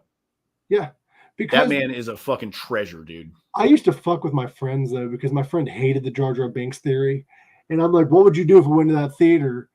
And they go up the stair where Snook's at. He removes the hood, and he's like, "It's a Misa this whole time." yeah. Yeah, dude. Oh, dude, it'd be fucking great. All right, so for real Mandela effect. All right, episode 3, Jar Jar hands power over to the Emperor. Okay. Padme Amidala says, "So this is how democracy dies, with thunderous applause." Right? Yes. No. The actual line she says was, and always has been, "So this is how liberty dies." That's not with true. Thunderous applause. It is. I went back and watched it. I actually have the original DVDs. That is the line. Now, here's what fucks with me about it. Okay, Mike, here's what fucks with me. I'm listening. What fucks with me the most about it is the line doesn't make sense. It doesn't. Okay. Liberty, to say that this is how liberty dies would mean that you know that the Emperor is a bad guy and that everybody's about to be in captive. Okay. To say that this is how democracy dies, which is how I remember the fucking line, to say this is how democracy dies with thunderous applause, that makes sense because Jar Jar handed the power over to one man. One person decided this person's in charge of everybody. That's the opposite of fucking democracy. Yep. All right. So I went back and watched it, and I never saw it in theaters. Okay. So it's not like I saw the theatrical version and then they changed it before it came out on DVD. I've had the same fucking set of DVDs since the shit came out. Dude, there's a lot of Mandela effects with Star Wars. There's the Luke, I am your father. Everybody remembers him saying everybody remembers that. Everybody remembers that a certain way. Another one, now this is not a Mandela effect, it's just an editing thing that happened, but the whole Han Solo Greedo, who shot first? Yeah, they actually edited that to make it to where I have the original theatrical release. I watched it. I bought it off eBay just to prove a fucking point. Yes, Greedo shot first. Yeah, absolutely. But they got to make Han, Yeah. No, Han just shot him. I was joking. Greedo didn't shoot at all in the original. No, Greedo never shoots. No. no, they had to make Han not look like a fucking psychopath. Well, did you watch the behind-the-scenes videos from the prequel trilogy? George Lucas was wearing a shirt that said Han shot first during the recording. Oh, can we go ahead real quick and just lump George Lucas in with that group from earlier with Stan Lee and who else was it that had like one kind of good idea and the rest of everything they did was shit? It was Vince. Yeah, it was Vince. Yeah, okay. So honestly, Star Wars was okay, just like The Undertaker. It should have been shit. It should have been. Okay, it should have been absolute fucking hot garbage space fuck movie, right? For whatever reason, it worked. That does not make George Lucas good at what he does. Like, I'm sorry, Indiana Jones, though, bro. That's fucking Spielberg. That's Spielberg. The only parts of that movie that are fucking George Lucas is whatever makes it weird. Okay, like, okay, dude, I'm just saying. Have you ever seen Howard the Duck? Yes. There's no reason for the bestiality. We could have done without it, but George Lucas is like, but I like it though. He also was into incest because I'm just saying, every movie he makes has got some fucking weird shit in it, dude. Every movie he makes, Star Wars has got the incesty stuff, like it fucking. did you hear about Disney getting backlash for the new series because they released a comic book, and in the comic book, Palpatine was looking over and says unusual, and to I forget who. No, Palpatine impregnated Anakin's mom. So Yeah, that's what I figured. Unusual, meaning he is the father, well, great grandfather of Luke or whatever, Right. which means that what's her name, that girl from the new series, Yeah. Ray, her and the bad dude, I forget his name. Our cousins. Dude. Yeah, they're cousins. Yeah. And they had that kissing scene. And Disney was like, no, that comic book wasn't canon, is what they were claiming. No. And that's the thing, is because if the comic book is canon, because here's the thing, that was supposed to be, for me, that would have been the rub that would have tied the whole thing together, is if the story that he told Anakin in 3, if that had kind of been a nod to what had actually happened. And what had actually happened is, if he and his master, Darth Plagueis, would have went to Tatooine and tried to create life in this woman who was heavy with midichlorians and succeeded, just so they could fake the prophecy, but in the process they actually like ignited the actual prophecy, right? They thought they were going to fake it with Anakin, but they ended up actually doing it with Luke. They just didn't plan for that. So I think it was cool that we had Darth Plagueis back, but I thought it was lazy writing. But we didn't have Plagueis, though. He was the bad guy in the last movie that they released. No, that was Snoke. It was Snoke and Plagueis. No, there was no Plagueis. No, that was what was a fuck? Yeah, that's not Plagueis. That's fucking the Emperor, who's the Emperor. Sorry, I got my names mixed up. I can't think of his fucking Sidious. Darth Sidious. Yeah, it was Darth Sidious. Darth Sidious. Yeah, Darth Plagueis was his master, and he tells the story. And again, I think they even had the graphics drawn up, because when he tells the story in 3, and he says he killed him in his sleep, right? No, he's talking about Plagueis. Yeah. But he talks about he killed him in his sleep, or he thought he did. So if the character that they eventually made Snoke would have actually been Darth Plagueis the Wise, the scar would have fucking made sense.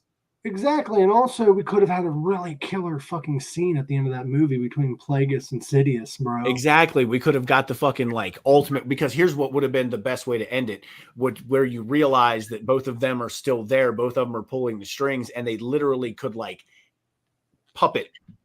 Yeah. And make the two fight each other against their will. Yeah. Like they're that powerful. And I think what would have done it is the explanation, if Plagueis got fucking stabbed through his head, right? He should have died or whatever, but he fell into a kyber crystal cave. Right? And then one by one, like you see the scene, like I should just make shit, but one by one, you see the scene where like all the kyber crystals are blue and green as they naturally would be. And then one by one, they start turning red. What was that part earlier that you didn't like wrestling starting out because you wasn't a nerd? Yeah. Oh no. Yeah. Because that was the kids down the street, man. They ruined it with it. They made it like trashy. They made it trashy. Yeah. All their shit was sticky. Dude, Star Wars, I love fucking Star Wars. They would bring those, those big fucking dog toy like wrestling figures, what I'm talking about? Oh, they'd bring those out, and they'd be fucking sticky. And they'd be like, "You want to play with me?" I'd be like, No, that's your dog's toy. Play with your fucking sticky ass wrestler. I'd be fucking sticky junkyard dog. I don't want to play with that. How about that Hulk Hogan that only did this? Dude, okay. But you know what, though? I got a serious wrestling collection now. That's actually my friend who's a wrestling promoter. He actually has like a full setup to do shows, like to like act shows out. That's how he like writes. That's how he's like one of his processes. And it's here at the house. Like I'll show it to you sometime. Like I have a 1/10 scale actual wrestling ring. And when I say that, I'm not talking about a fucking toy. Like it has a frame. It has tie cables underneath. Like it has wood. And a canvas. We should make a fucking comedy series about pro wrestlers. I've thought about it because, again, it could be the show about nothing. It could just be about like independent wrestlers that travel around. And again, it would be easy to do because I actually have friends that have like wrestling promotions where I can like be our like, characters decide to try out for wrestling because we're ADHD. We're just decided to try out for wrestling. I think it would be funny if a dude like my age used to be a pro wrestler, but then he loses his job like as a plumber or whatever. And he's like, fuck it, I'll go back to wrestling. And you go like, back to the old 80s dumbass plumber gimmick. Yeah, and it's not at all what he thinks it is. You know what I mean? He goes in, some dude's like fucking snorting pre-workout, and he's like, this is weird. All right. It's like XPW. Just fucking boofing Adderall. Like, all right, this is different. Fan, have you ever heard of XPW? Yeah. Oh, yeah. I know what XPW is. Yeah. And again, I'm not a fan, especially of XPW. That shit was gross. It was, and then that dude got his finger cut off. Yeah, the Messiah got his thumb cut off by Rob Black. That whole thing was fucking weird, dude. It was integrated with porn. It was, I don't know if you know this. Rob Black actually owns a porno company. So the whole thing was actually like supposed to be meshed together with porn. So he assumed people who liked porn also like professional wrestling, and people who like professional wrestling also like porn. And apparently he was only right about half of it. Bro, okay, I'm not gonna lie. Most wrestling fans do like porn. However, not the porn that Rob Black had. No, that's what I'm saying is, again, it's a subjective thing. So for you to be like, oh, I like this wrestling, not a fan of that porn, or I like this porn, but that wrestling's too fucking hardcore for me. His wrestling is hardcore, but so did his porn. He did, dude, because my same friend that introduced me to ECW also had old XPW tapes. So like I actually watched like Supreme fall off the 30-foot ladder through the tables and shit and all the light tubes. Like I actually watched that like a couple months after it happened on VHS because that's how old I am. Fucking wrestling on VHS, not going YouTube. Dude, honestly, I have upstairs in the attic. If you ever come over to visit, I have upstairs in the attic. I have a pretty serious collection of original ECW tapes, again, that belong to Dustin, but we can watch them because I have a VCR as well. Me too. And it's different, dude. It's different. The music is different. Like the crowd sounds are different. They don't cut any of the shit out of the promos. So like the Dudley Boys, like dropping the F word and not fuck, like to the crowd, like it's stuff that like they like. There's no way you're gonna see it anywhere other than like the VHS tapes that are in my attic. You know what I mean? It's like a fucking snuff. It's like a snuff film. You're only gonna see it if you find the tapes in someone's fucking basement. You know. And that's also what Rob Black made. Do you ever like? If you ever like went through a house, like an old person's house, and you find like old like VHS recordings, like actual like from like the video camera, like you find tapes, and like the first thing that goes through your mind is, I really hope this isn't some dude's fucking like molestation tapes and shit. Like I hope it isn't like, oh. We actually ended up running into a buddy of mine's grandparents' sex tape one night. Oh, that would. Ooh, I've never. He didn't like it, but I watched it. It was all right. I think something happened to your mic. Did you bump your mic? Can you hear me? It sounds wobbly now. Like it sounds like you're doing this. Good. Oh, okay. That sounds better. Okay. Can you hear me? Yeah. All right. That's sexy. So like with XPW though, they was into like a lot of like snuff porn and shit. Yeah. Like it was, and it was weird because I was watching a documentary about them and New Jack stole a bunch of their porn. Dude. All right. So talk about something that makes me uncomfortable, and it'll make you uncomfortable too, or not. I don't know. Well, let's do it. Make me uncomfortable. Let's talk about it. So a friend of mine talked to me about making a horror movie because I was like, yeah, I want to start making like movies and shows and stuff like that. And he's like, oh, I'm going to make a horror movie. Do you want to help? And I'm like, you know what? Fuck it. It's not like real horror. You know what I mean? It's just a movie. So yeah. And turns out he's into like 80s independent cannibal movies. And if you've never seen one of those, good. But basically they were made by Italian filmmakers who went over to the jungles, in the Amazon and shit to film these movies. And they were just getting cocaine. They were getting cocaine and loading it up onto the planes, and they were making these shitty movies just to justify flying over. Like they had to have a reason. But it has like this cult following of people, and they're fucking like almost impossible to watch because it's just so fucking either gory and ridiculous or just goofy, right?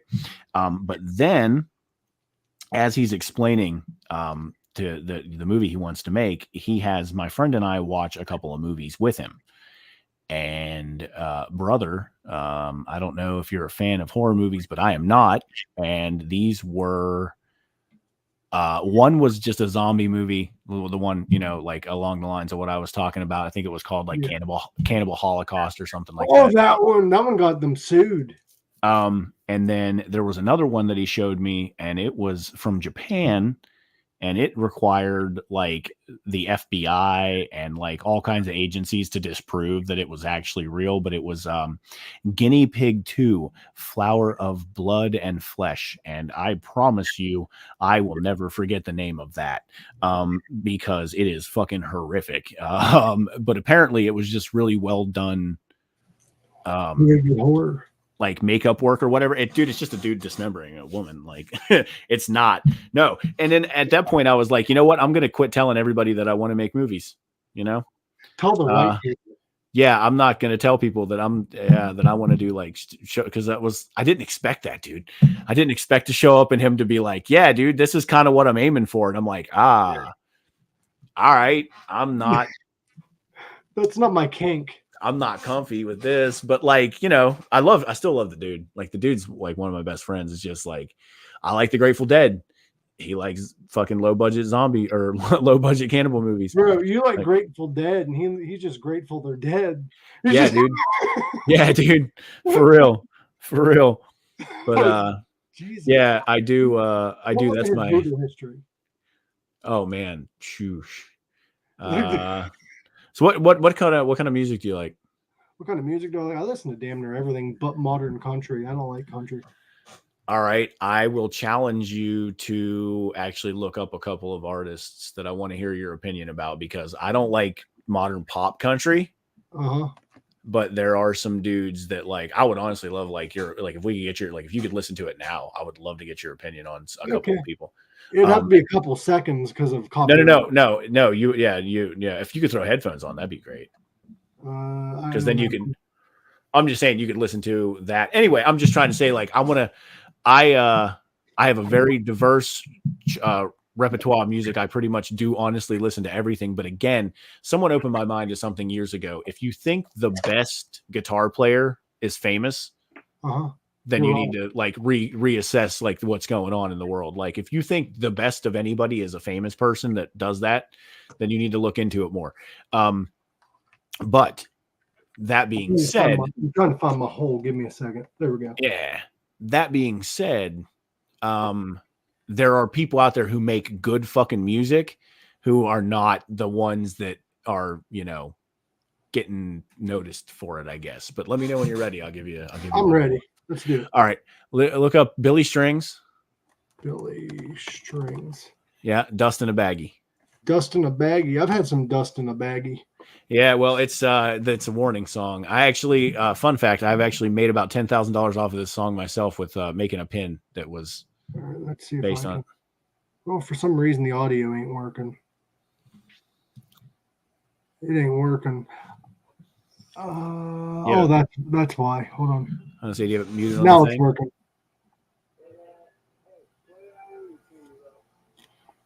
Oh, okay, so this is the video that this is a video from years and years ago. This is the video that and I can just tell because I can hear it secondhand, so I don't think you're gonna get popped for copyright or anything. This is the video that first got him viral, but he's done a lot since then. But this is the song that Oh, I thought it was like a music video or something. No, this is just him hanging out, but he plays the song. He plays the shit out of it. But let me fast forward here. You don't want to miss the opening. Oh, Jesus. There you go. There we go. Beginnings right here.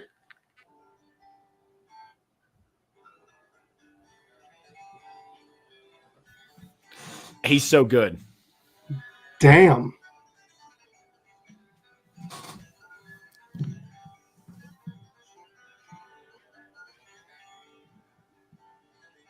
Jeez.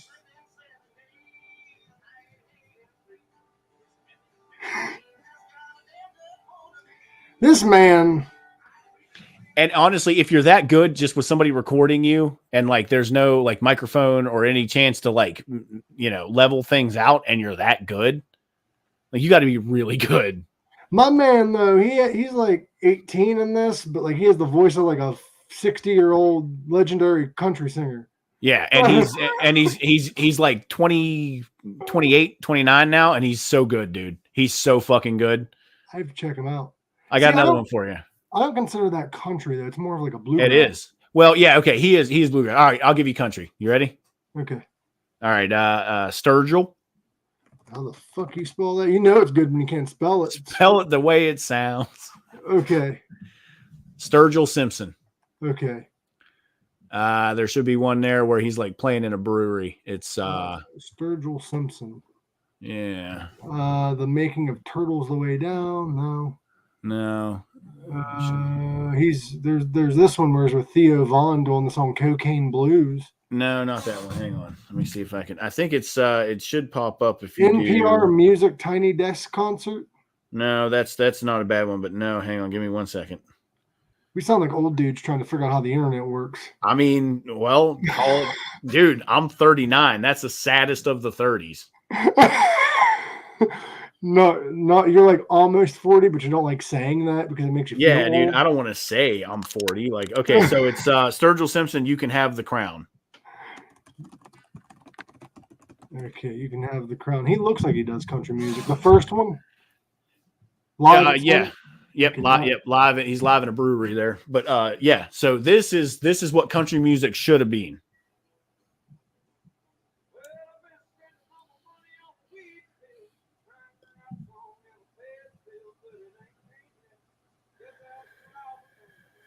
It's out there, brother. You just got to know where to look for it.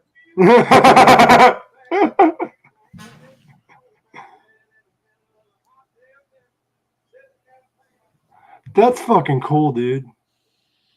That's fucking now. And if you think classic rock is dead, all right, or like old school rock and roll. I don't know if you've ever heard of a band called Dirty Honey. Yes, I love them. Okay, have you? And I'm sure you've heard of Greta Van Fleet. Yeah, I love Greta Van Fleet, or as we call them, Led Zeppelin and Rush's Love Child. Yeah, I know. Well, I mean, they named themselves appropriately. Let's just call it like we see it. Yeah. Oh yeah, dude. But you know what though? I saw their show at Red Rocks, and if I can say one thing about those kids, they fucking dress the part. They know what they are. They do. They fucking know what they are. They dress like what a sheet of acid would look like if it was a person. Correct. I'm sorry. That was probably really fucking loud. I saw them in concert, bro, at it was Rock on the Range. Fucking great show, but I'm like, they dress like the lead singer looks like Bob Dylan, like a young Bob Dylan in a way. Yeah, he does. All right. I got one for you. I don't think you've ever heard of, but this is the kind of music that I make pins for. See what you think. Look up Pigeons Playing Ping Pong. Pigeons Playing. They're a psychedelic band. Shout out Pigeons Playing Ping Pong. I love you, you groovy motherfuckers. We need to have them on here. That'd be great. Pigeons, doesn't matter what I play. Funk you. Yeah, just start off with fucking yeah. Funk you. Okay. It's just yeah. F-U-N-K. Yeah.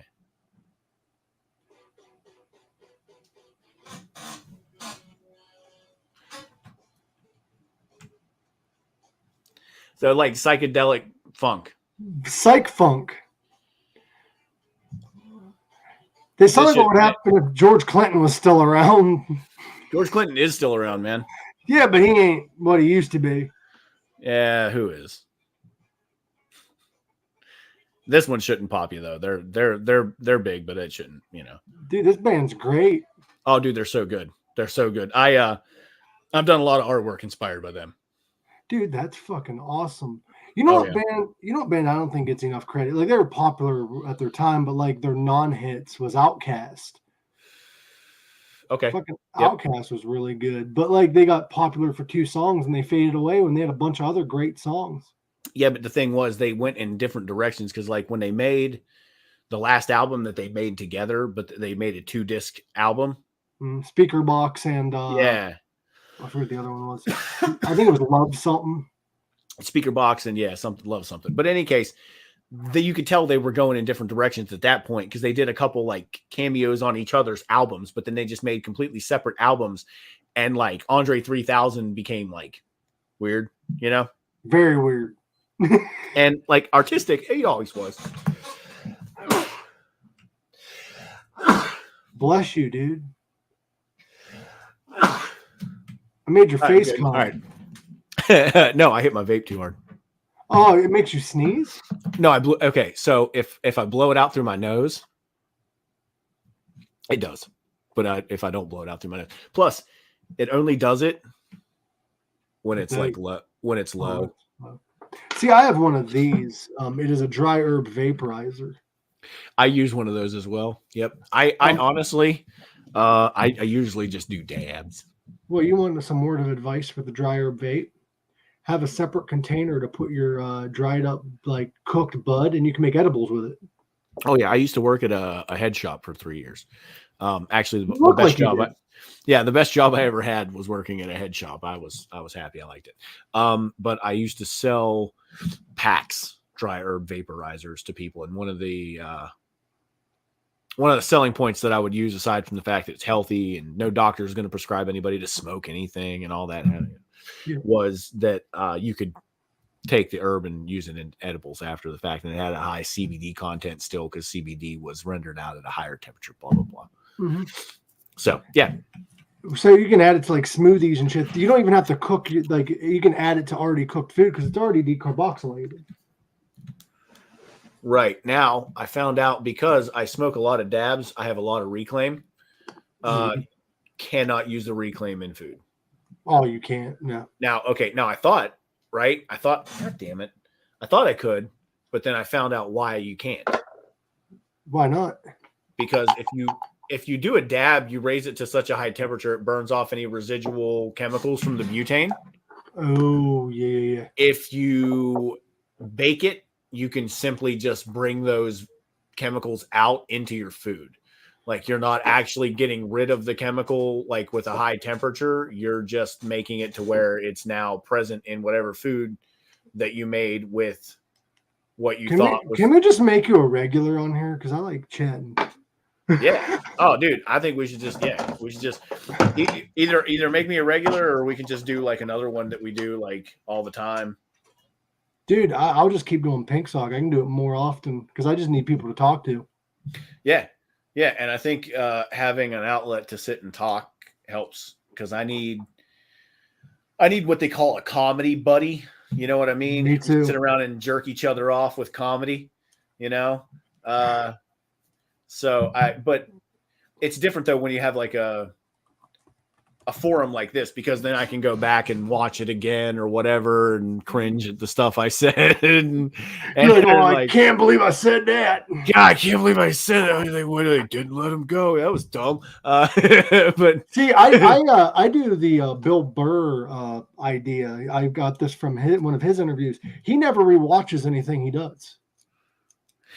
Maybe this is for me from wrestling, but I don't watch myself back to because I'm a Leo, so I definitely jerk off to myself in the mirror, but I don't watch myself. Do you do it from the back, or do you stand? I jerk off to myself watching videos of myself in the mirror. That's a whole different level of ego, bro. I'm an Aries. I gotta watch me enjoying me watching me. Okay. Bro, I'm an Aries, so I hate myself. No, that's not true. You're an Aries, so you pretend to hate yourself, but deep down inside, you're like, I'm fucking awesome. I know. I just want to hear other people say it. Yeah. You're like, I suck. Somebody tell me Someone's like, no, you don't. You're like, I know. By the way, a reoccurring theme on here, since I now know about your head shop, we do support cannabis. So if you want to smoke on the show, you're more than welcome to. I have a dab. Can I do dabs? You're allowed doing whatever you want, brother. It's probably going to be loud though, because I have a torch. Do you have your medical card in West Virginia? I got to have you say yes. Yeah. Okay, because everything we do on here is legal. Oh, of course.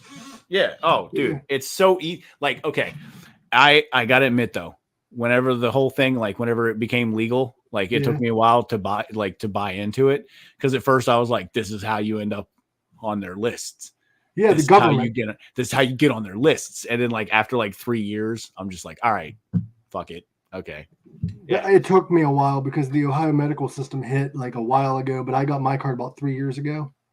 Okay. When it was still expensive as fuck, but it wasn't as cliche. Do you want to know why I got my card? Oh, go ahead. Why? Go ahead. No, go ahead. No, go ahead. Why? Go ahead. Oh, so my daughter likes to smoke cannabis. So I got her card, took her to get her card and everything because I didn't want her to go through, because I actually had been arrested when I was younger for possession, as they called it. It's a hell of a charge back in. Dude, right? Like I was I spent a night in jail. Like the streets were like, I'm not trying to make light of the crime, but like this is true. Back then, cannabis was treated as worse of a crime than rape. I mean, honestly, dude, I went to jail for a night and like I was humiliated. And honestly, dude, like I want to be a successful comedian because I love to make people laugh. I feel like that's like the opposite of a criminal, you know? Like, well, the thing is, I have a friend. The reason why I made the comment I made is I have a friend that went to jail for like a joint's worth of weed. And this was a while ago, though, maybe 15, 20 years ago. And he was serving 3 years. And the guy next to him who raped 2 people did 2 years, less than him. See, my brain is fucked up because I'm like 2 people at the same time. You're 2 people at the same time. No, you said the dude raped 2 people. Yeah, like and no, I know 2 separate people at 2 separate events, but I'm just saying my brain is fucked up because the first thing I heard everything you said, and my brain prioritized 2 people, and I'm like, what did he do with one while he was raping the other one? Like, I'm gonna go grab my dad. You think about that. I'll be right back. That's Jack Rife. He gets a little wild. I'm having a lot of fun in this conversation. If you enjoy this conversation, hit that like button, that subscribe button, and go ahead and share it out. I'm currently on StreamYard. If you want to start your own podcast, but I got a feeling when I'm sitting in Lauren Michaels' office, this is going to be the video they play. You know? So fucking close, man. Well, you know what's crazy is about Lauren is ever watched that documentary about Norm Macdonald? Oh, probably. He got completely banned from the entire state of Iowa. Yeah, but Iowa sucks. I've been there. Well, you know why he got banned from Iowa? No, but I bet it's fucking funny. It was Norm being Norm. He was invited to a college by the governor of Iowa, and everybody at SNL that was performing that night got a letter that was saying, "Hey, it's a family night. Keep it clean." But Norm didn't read the letter. Norm went on, and he's like, "So I realized I watch porn more than I fuck my wife. Like the other day, I saw this woman fucking a pig, and I felt so bad for the pig because he gets to fuck a beautiful woman, and then next week he's stuck fucking pigs again, and he just don't understand." And next thing you know, out of the 5,000 people, there are 4,600 people crowding the exit doors. They were running away. That is fucking fantastic. God damn. That'll do it, Iowa, dude. That'll do it, man. If you build it, they will come. They were all old people and children, except for a couple college students that was left because all the old people and children left. I can just see one dude laughing his ass off. He turns around, everybody's gone. He's like, "What? This is hilarious." And you know what Norm said? They received a letter right after that. He was supposed to do a golf tournament the next day, and he went and got kicked off the property and was told he's not welcome to golf with the governor of Iowa. He's banned from the state. He got a letter in Norm's office that SNL is no longer allowed in Iowa. I could just hear Norm. I could hear Norm being out there on the golf course, just being like, "What was it? The big thing?" Like looking at the governor, like, "Well, it was the big thing, right?"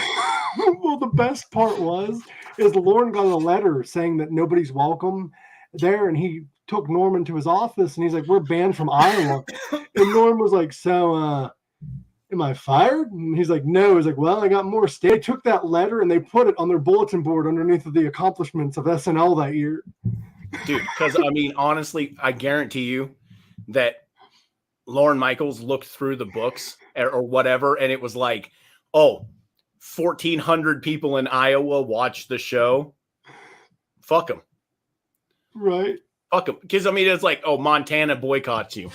But okay. I'm sorry, though, but like that's what comedy is supposed to be. Norm Macdonald took life as a comedy, not his stage. No, again, like you said, like we said, dude, it just because you don't think it's funny doesn't make it not funny. Just because Iowa didn't think that was funny. Again, Iowa as a state probably thought it was fucking hilarious. Those people, though.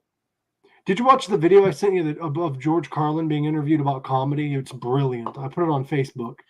I might have. I don't know. Michelle. I have ADD like a motherfucker. So sometimes I will watch something and it won't register for a long time. But I have a video, speaking of which, and the ADD that I want to send to you that is Ralphie May doing like a 2-hour comedy tutorial on stage. Really? And it is fucking invaluable.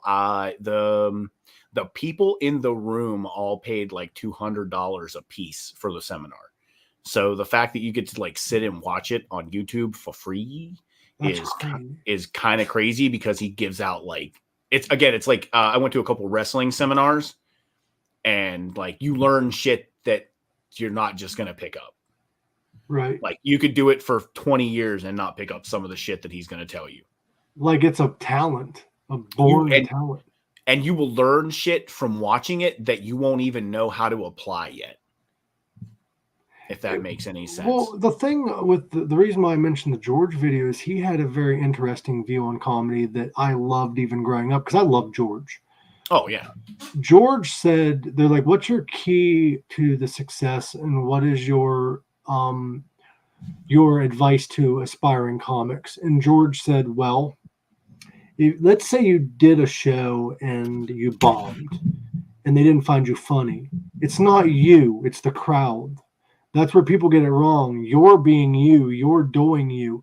The crowd don't like you. That is not a you problem. That is a they problem. Because the same set did well Sunday, but it didn't do well Monday. Fuck them. Tuesday's coming tomorrow. Forget about Monday. Tuesday, you're going to kill it. It's the audience's fault, not yours. Honestly, I can totally agree with that, because there are times where I've told a joke and it's fallen flat, and I've wanted to look at the crowd and be like, nah, fucking bullshit. I told it 3 nights ago, and they fucking laughed, and they legitimately fucking laughed. Nobody was pretending. So, fuck you. That's funny. I know it is. But I think sometimes what happens is it's that group mentality, and if one person laughs, then it starts like the slow clap. You know, but then somebody has to start it. Right. Yeah. So I get this a lot, and I don't know if you've ever gotten it. You know, I don't know how much you've been on stage, but like I'll get this a lot from the crowd at like open mics. You'll tell a joke and you get this. Yep. Fucking make noise, dude. Fucking make noise, dude. The thing is people are in a group setting, so they're afraid to come out of their shell and laugh. But the thing is, you're in a club where you're allowed to. I want you to laugh. Like if you're laughing where only I can tell you're laughing, then on camera it sounds like I'm fucking bombing. Yeah. Right. Meanwhile, I'm up there fucking Schrodinger's cat. Are you laughing or aren't you? I'm fucking looking at your face. You're laughing, but there's no fucking sound coming out. It's like fuck Charlie Chaplin movie.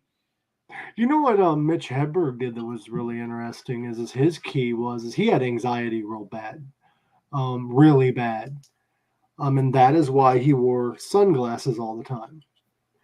A comedian one time did an interview and asked Mitch why didn't ask Mitch, but the comedian asked another comedian that was friends with Mitch, why did Mitch always wear those sunglasses? And he said, well, Mitch explained it to me once. He said, I'm very nervous. I'm very anxious. So I put them on and I close my eyes and I read the crowd. He's like, I actually feel the crowd. And when I hear a laugh, I gravitate towards that person. And I keep talking, and then if the crowd starts reacting, then I keep moving to different audience. Because if you watch from side views, his eyes were shut most of his performances. I always thought that. I always thought he was just really stoned. But yeah, that makes sense. Yeah, and that tracks. he always claimed he never got high and got on stage because he'd even be even more nervous. I can see that too. I actually, when I first decided to get into comedy, one of the first shows that I almost did, I didn't do though, was actually a Mitch Hepburn memorial show, and I had not even done an open mic, and I was just going to jump right in and do this show, and I decided not to because I didn't know at the last minute, like I didn't know if it was supposed to be like impressions of Mitch Hepburn, or if you were supposed to just do like Mitch Hepburn material, or if it was just a comedy show in memory of him. Right. So then I'm like, I felt stupid. So, but I had written a bunch of Mitch Hepburn jokes. You want to hear some? Yeah, go ahead. Okay. All right. I'll do some of the okay ones, and then I'll do some of the good ones. All right. I'm very skeptical nowadays. Anytime I see a 5-star review, I always assume that it was from the company. Like, I saw a 5-star potato peeler. I don't believe that because I have never seen a 5-star potato. Dude, that is good. That's literally his. Hold on. If you don't mind, I am going to put a link in the chat. People can join us. Oh, yeah, for sure. But go ahead. Finish what you're doing. I'm sorry. I love a pet store because a pet store is like a small, free zoo. Let's see. You know, my favorite Mitch Hedberg joke was. One of my favorite Mitch Hedberg jokes, and it was so dumb, but he's like, so I have a neighbor who likes to knock on the wall when my noise is too loud. Oh, yeah. So I always fuck with his head, and I'm like, go around. I don't know what you have over there, but I have a fucking wall. You might have a door, but I have a wall. And then nobody laughed. He's like, fuck you. I thought that was hilarious. It did good last week. So fuck y'all. Like, I liked it because he broke fourth wall. Yeah. Oh no. No, there's a reason that I wanted to do. My favorite Mitch Hepburn joke that I wrote was the other day I went to the store to buy a shovel. They did not have any. So instead I bought a snow shovel. Now I have to wait for it to snow again so I can bury my cat. Did you ever hear that? I think it may have been Ralph A. May. I'll bring you up here soon, Tim. It may have been Ralph A. May. He's like, Mitch walked up to me. No, it was Artie Lang. Artie Lang was like, Mitch walked up to me one day. He's like, hey, I have a joke for you, Artie. It's about fat people. And so he gave him this joke. He's like, I ain't fat, so you can have it. And Artie's like, sure. So he goes and tells it, and he gets off stage, and somebody's pissed off at him. Like, you just stole so-and-so's joke. He just told it last week. And Artie went to Mitch. He's like, Mitch, what the fuck? He's like, you know how many fat people I know? God damn it, dude. That's fucking great. You know how many fat people I know? This is my buddy Tim. He's in the hard rock metal group Wrath of the Fallen. What is up, Tim? What's going on, guys? How we doing today? This dude got his medical card recently. Oh, yes, sir. Yes, sir. Are you able to hear still? Are you still able to hear, Jack, or are you just so high you forgot how? No, I'm here. I can hear you. Because he was talking, and you're like, he said, fuck you. I was lost in that mustache, baby. Hey, dude, yeah, buddy. See, that's a good guy right there because he understands what's going on here. This is my buddy Jack. Jack is a stand-up comedian from the West Virginia, but he does come around this area occasionally for open mic nights at the waterfront. Fantastic to meet you, man. How you doing? Nice today? to meet you. Oh, I'm wonderful. So did you have any questions or anything you want to talk about with yes, I was chiming into your podcast, and I saw you guys were talking about some things a little bit ago, and I wanted him to elaborate a little bit more on that. On what? How awesome he can be. Look at this man's. He got some nerve looking that good in front of me. Yeah, you better be careful though, Jack, because he might clap your buns. I mean, I have. That's unfortunately, I have no buns. cue the sad Sarah McLachlan music from my ass because I got nope. So I'm jealous of Hank Hill's ass. All right, so I do have like a small question. Do you lean towards music or comedy more? And if so, what's your reasons? Well, I don't actually do music. I just listen to music. I can kind of sing, but I can't play any instruments at all, like ever. I don't have very good rhythm. I have a set of drums in the basement. But if you had to choose which one that you had to keep forever, yeah, which one would you?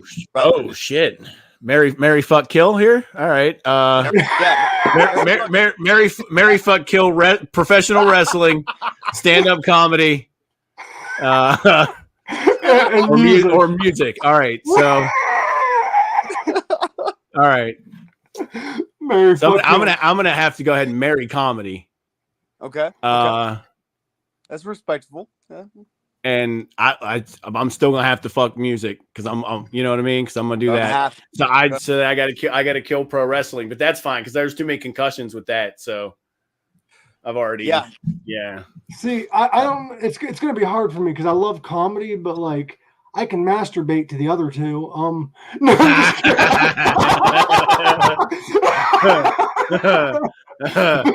See, I can't masturbate to wrestling unless there's blood. I don't know where that came from. I'm sorry. Oh, that's not true. He likes his wrestling like he likes his porn with a lot of blood. Yeah. I like for him to keep ringing the bell. Like, stop. It's like ring that bell. So if I had to fuck, marry, or kill, let me. What was the choices? Wrestling, professional music, wrestling, music, and stand-up comedy. Jesus, bro, those are three of my biggest things, man. Like, holy January 6th. Look at that.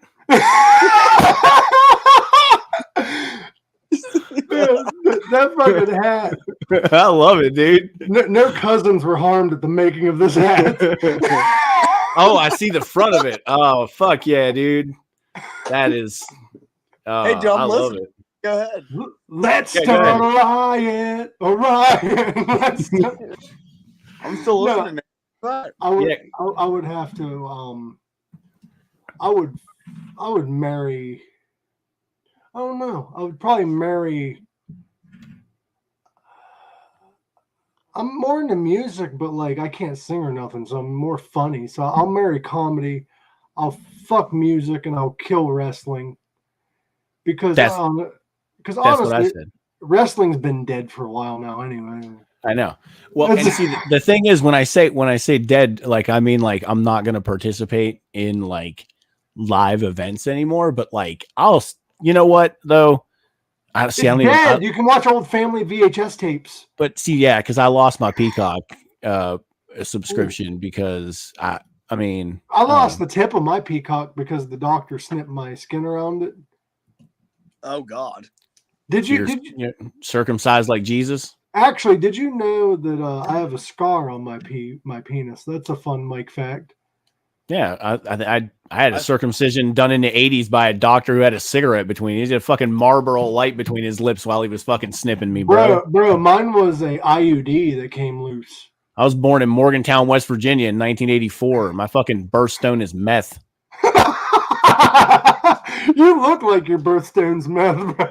Like, I have several family members who live in a trailer park.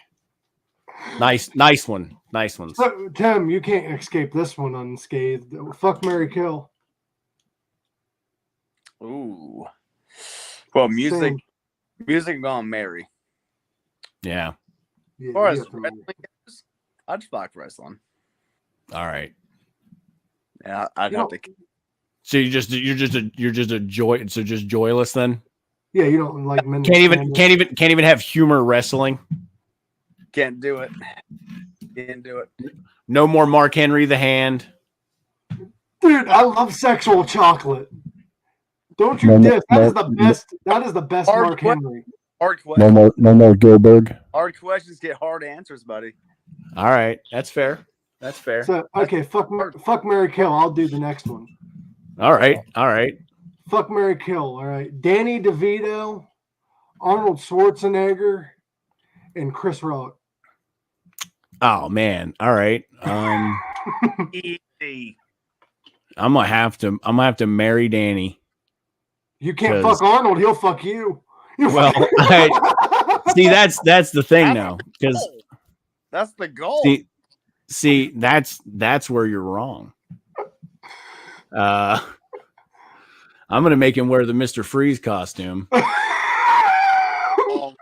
and I'm gonna be like,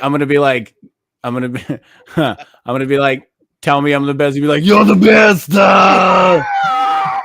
You're so good. I love it. Yeah, dude. That's all right.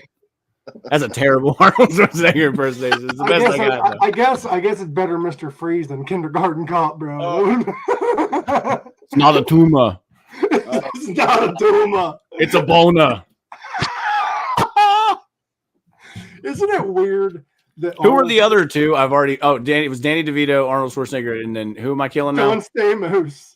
No, it wasn't John Stamos because I'd have been fucking him. That's not true. That is. It's John Stamos. It was something else.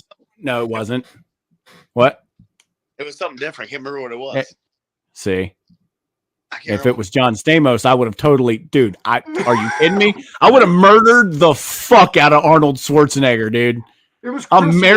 It was Chris Rock. Okay, it was Chris Rock. Oh yeah, it was Chris Rock. All right, so then I recant because now I had to rethink about it. So all right, I'm gonna have to kill Arnie. but I will say I've seen his movies. I don't think it's gonna be easy.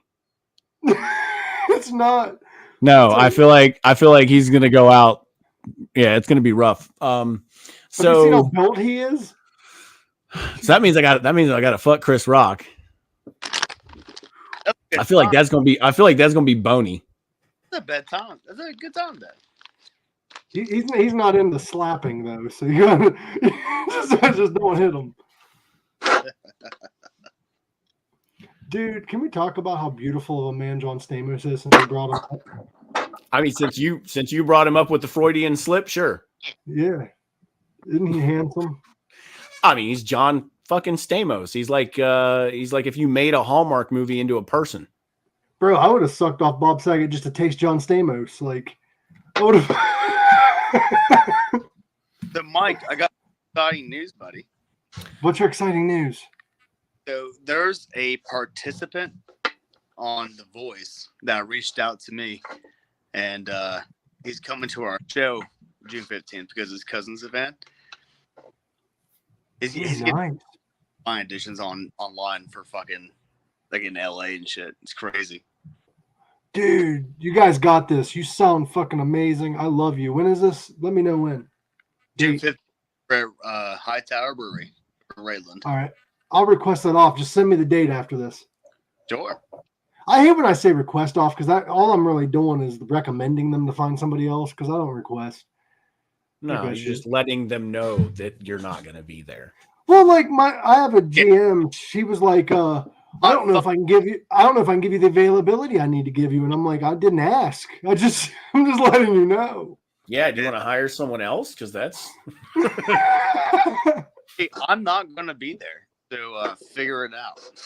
Well, they complained about me calling off, and I'm like, I told you what the. I always look at them and I'm like, oh, so you're communists, and then they look at me all weird, and I'm like, this is capitalism. You did this to yourselves. You want me here or not? Yeah, like. I'm just saying. Last time I checked, you make all this big money. You should be working it. Like people don't like it if you ask them if they're a commie, though. Like if you look at your boss, and you're like, oh, so you're a commie now? He's not. He doesn't like that. He doesn't like that. Also, most bosses don't like being called daddy for some reason. I don't get that. They keep calling HR.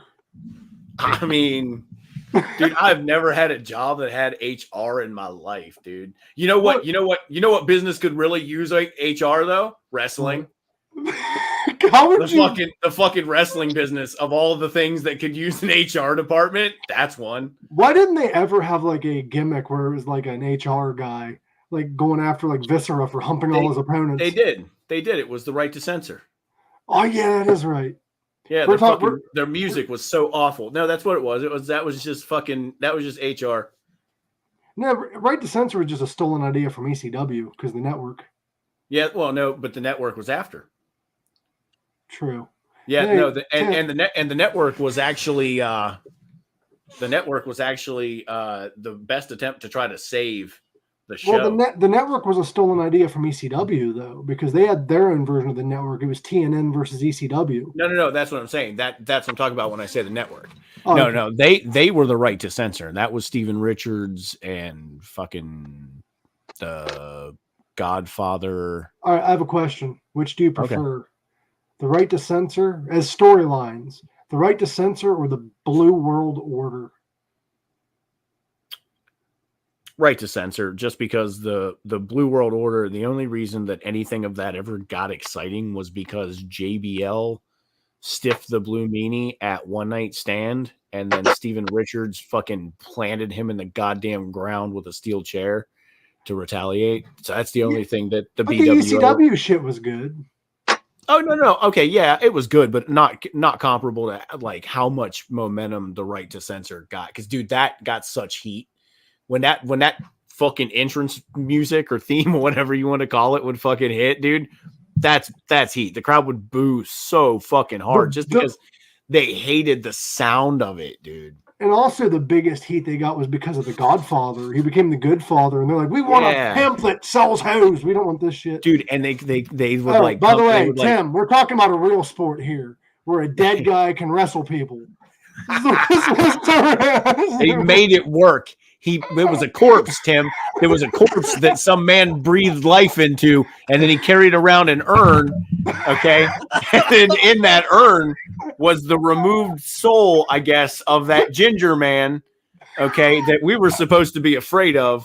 That's why he was so pale, by the way, because he was an ashy ginger. He was an ashy ginger. He was an ashy ginger. That's what the urn was about. So, we go after everybody here, baby. We don't spare. And then we had a guy named the Godfather who just sold women on TV. Like that's just what his gimmick was. I mean, he sold him to, and the only person that bought him was Jerry the King Lawler. He was like, I'll buy a hooker. He's like, I'll take one of those hookers over here. He's like, I'm from Memphis. I'll take a couple. Yeah. He's like, y'all selling hookers? I'll take a hooker. All right.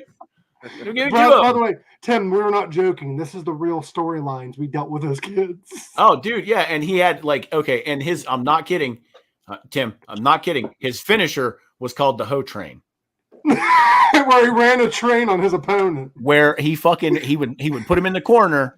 Okay, he would put that bitch in a corner. All right. He'd slap him real good. He'd fucking slap that bitch in the corner, and then he would run around, and then he would chug it. You can debate how many chuggas it is, and then he would fucking run into the corner full speed and just dick first right into their chest, and he would just right into their chest with his whole ass body, and then he would hold them down on the ground for 3 seconds at least, and that's how that went. And then we had another gimmick. There's this that wrestler, was on TV. That was on TV along with this next wrestler I'm going to talk about. This next wrestler was the son of a legendary wrestler who won major world titles. However, instead of letting him be the son of that guy, he was a cross-dressing hermaphrodite who wore gold, and he liked to kick men in crotches. He got disqualified all the fucking time. But yeah, he'd put them up in the corner and do what's called the shattered dreams. He'd put their legs in both sides of the corner and then kick them in the balls. Yeah. And now he wouldn't actually. So like the way the move worked, but not really. Like yeah, but not really though. but not for real, because it's not right. So he would set them up on the middle turnbuckle and like put their junk on the turnbuckle and then put their shit up on the ropes, and he would come running and then kick the bottom turnbuckle. So I'm sure it still like would jar the jewels. Did you hear the fucking story about Blue Meanie taking the shattered dreams? No. All right. The Meanie, to explain to Tim, was like a heavier set dude who wore Daisy Duke shorts and a belly shirt. Well, he had a mask painted on his face with like Sharpie. Yeah. Well, he was wrestling Goldust one night, and Goldust put his legs in the corner. Now, Now, the Blue Meanie never wore tights under his trunks. So his balls fell out of his Daisy Dukes, and Gold Dust couldn't fake the move, so he kicked him full force in his bare nuts. Yeah, I remember hearing about that. Yeah. Ooh. Yeah. Another one was there's this wrestler. He wasn't doing it on purpose. There was this other. That's ill preparation. That's ill preparation. There was this other wrestler that I loved. His name was Viscera. Now he did this gimmick where he was like a porn star, I guess. But he was. I think you mean Mabel, dude. He went Mabel, and then he became Viscera. Yeah, but he started wearing silk clothing and was like a porn star kind of thing. He was a 600-pound dude. His finishing move was he would lay on top of you face down, and pelvic thrust you into the mat. He would butt fuck you into submission. I'm not joking. That's fucking. Was you watching? Dude, again, I'm a coward. If you came to me in the locker room and you were like, "Hey, you're working sexy Viscera tonight," I'd be like, "Nah, I'm gonna go get some Taco Bell, bro." And when they ask you why I left, they wanted me to get butt fucked into the mat. I would have rather worked New Jack. Did you know one of the first? You guys should have seen what happened when I was in boot camp. Go ahead. You want to talk about some fucking silly ass fights? Holy fuck! Go ahead. You're good. Tell your story. Oh, you want to hear it? Yeah. You brought it up. You can't just lead in like that and just be like, "I've seen some fucking shit, dude." No, boot camp, man. We had, dude, oh my god, we had guys that go into the showers and they would take shits on the drain so they can get sent home for a fucking mental thing. And then there's people that would like fight each other over tube socks. Oh, nice. That's very Canadian. That sounds like some shit that goes on in the mounted police. Like, well, they got into it over a pair of half-damp tube socks. Well, here. All right. So I'm gonna break this down real quick. So I've worked in 2 prisons and 2 jails, and I went to the military. And I'm telling you now that prison and jail is almost the same fucking thing as being in the Navy. It is. I mean, so the sex is rough. Yep, and then have to do fucking awful shit. That's what the fucking Navy is. But on a boat, like, so it's just prison on a boat. Yeah, I'm on a boat. I'm on a boat. Like the prisoners, especially over around here, anyway, like the level 2, level 1. Man, it's better than Navy, bro. Oh my god. Well, I mean, okay. At least in the Navy, that like sex is pseudo-sensual. My first real shot was a spec ops guy. He was a Navy diver. And one day we had like 300 people in boot camp in this gymnasium. We're all sitting on our asses watching this giant projection screen about, the 9/11 attacks. And we're like, we're like, oh, gun ho, fucking, like, hell yeah, fuck. That's what we're doing, this shit. Dude, I had to fart real bad. I had to do it. And I was like, it's so loud, no one would even notice. And I swear to God, bro, as soon as I lifted my cheek, he paused the video. Or was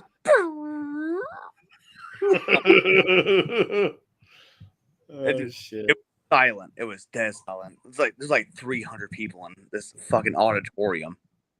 And I was like, oh my god. Like my heart fucking sunk. I was like, I'm dead.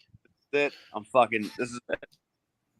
Like, who the fuck did that? Screaming. And I was like, I stood up, it was petty officer. He's like, get up here because your ass will pay for your rats has done. Jeez, you admitted to it? In front of the whole 300 people. And he said, get on your 2-pack. 2-pack's your butt. Like your stomach is a 6-pack for your stomach, pack's your butt. He's like, get on your fucking 2-pack. So I did. And he's like, you're going to do sit-ups until you get every fucking fart out of your body. And I was like, okay. I did like 300 fucking sit-ups. And you were gassy. Dude. Bro. It was awful. And so finally, after like forever, I was able to get another squeak. Not everything is an oven. I'm like, yes, that's it. I know. Please, fuck. Oh man. So And then he turned the video back on and the second tower fell.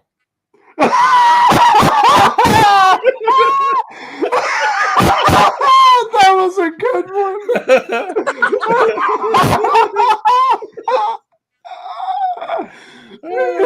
What the fuck, bro? Oh my god. Damn it, Tim, you caused the tower to fall. Oh my god. He just looks at you. He's like, look what you did. Look Look what you did. Look what you did in my goddamn country, boy. That is wild, dude. You started 9/11? Dude, my anxiety went so through the fucking roof. Dude, I can't believe you fessed up to it. That's you're a bigger man than I am. Oh, I would have never ever confessed to it, dude. Ever. They could have waterboarded me and I would have been like, it was someone near me, I guess. he would maybe. walk the fucking plane before he Dude, said. I would walk the plank and they'd be like, we will let you live. We will give you dinner if you just say you did it. And I'll be like, no, I did not. No. Dude, you'd make a good president. Wasn't me. You'd make a great fucking president, man. I would never fucking no, dude. I'm telling you, dude, you're a good man. You're a good man. I would if I farted in an elevator with 8 people, I would lie about it. I have a question. I would narrow it down right there, but I would never fuck, dude. I would be trying to figure out who the fuck farted. I would be the one that got offended about it. Bro, you'd be walking around trying to help them solve the crime that you committed. Yeah. I'd be like, who the fuck just did that in this elevator? Who farted in here? Who is it? So what are you guys doing next Monday, Tuesday, and Wednesday? Okay. Yeah, Monday Monday and Tuesday I'm free. Wednesday I go help at a restaurant and wait tables in the afternoons. Well, I'm going to be doing a live stream. I'm announcing it right now. I'm going to be doing a live stream Monday through Wednesday, 9 p.m. till whenever we're done talking. Okay. So, I mean, I can probably still do that. Yeah, Wednesday too. Yeah. I'm not sure if it's going to be every single week because my workplace don't listen to my availability, which I'm working on that. I'm trying to find a new job. But right now I'm going to go live as often as possible with Pink Sock Podcast. I'm going to try to make it like this, where anybody that wants to come on can come on, and I'll have occasionally an announced guest. Because I like the hangout idea and the whole like us just bullshitting. I don't like the Q&A questions with. I like having people come on whenever they want, or special people to promote, and then I think the fair or the middle ground would be like just maybe write down like a couple of topics, like we did. We did. Yeah. That's the only reason I'm saying is because like we talked about wrestling and stuff like that. So like if we would start it out with like a couple of like, you know, a couple of topics that each time we do it, so that way like we could just talk in between and shit and then bring up what's going on currently or things that we remember from wrestling, or stuff that you just remember that you wanted to ask me about, or stuff I remember that I wanted to ask you about, shit like that. You know what I mean? Yeah. But let's not mention our stand-up comedy on air because we do bounce ideas off each other. There's a lot of things we want to keep on stage. No, for sure. And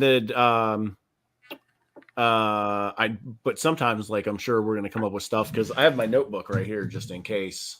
Yeah. I say something that, you know. Yeah, something. Say something funny. Well, we've definitely said funny stuff. I just don't know that I can construct any of it to stage. That's why I like the stoner couch idea. All of us on stage getting stoned, just talking. Yeah. But we're reaching the 3-hour mark, making this the longest podcast I've done. I wonder what the world record for the longest podcast is. I bet it's Joe Rogan. Joe Rogan took horse pills and cocaine and did a 99-hour stream from the back of a fucking elephant while he was hunting tigers with a slingshot. That's fucking hilarious. Did you see who we had on last week, bro? Mike, before you jump off, I had to tell you guys this story at least. Good. All right. I'm sorry. I didn't mean to interrupt you, man. Before I jump No, you're good. No. The first day I went to boot camp, we were told to stand still, look straight, right? And don't look anywhere else. I heard a person yelling at me, like to my neckline, and said, "Look at me." So I did. And I thought it was a woman. I was wrong. So I said, yes. I was like, "Yes, ma'am." And he's like, "Ma'am." I was like, "Sir." He goes, "That's fucking chief." And I was like, "Oh, fuck."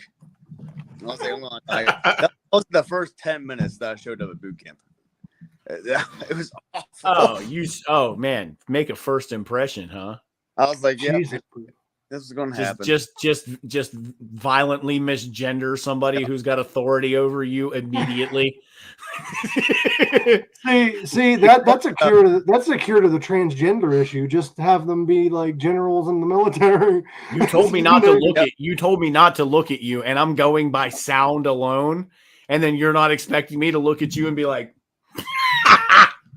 yeah. And then she was like, "Does it look like I have a fucking dick coming out of my neck?" And I was like, and she goes, "Are you talking to my neck dick, motherfucker?" I was like, "Oh my neck dick." I was like, "What the fuck do I even say to that?" I just sat there in shock. I was like, "What do you say to a neck dick?" This was, dude, it was 10 minutes. 10 minutes there. I was like, "I want to go home." Oh my god. Do I look like I have a neck dick? Going to the military. This is the worst fucking shit I can experience. I was like, "Oh my god." Thank you, Michelle, for listening this whole what time. Would you say? What would you guys say to that?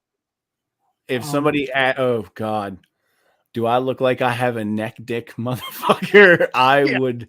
What would be your them sound like I would be scared, and I would be doing like the straightforward. I'd be like, no. No,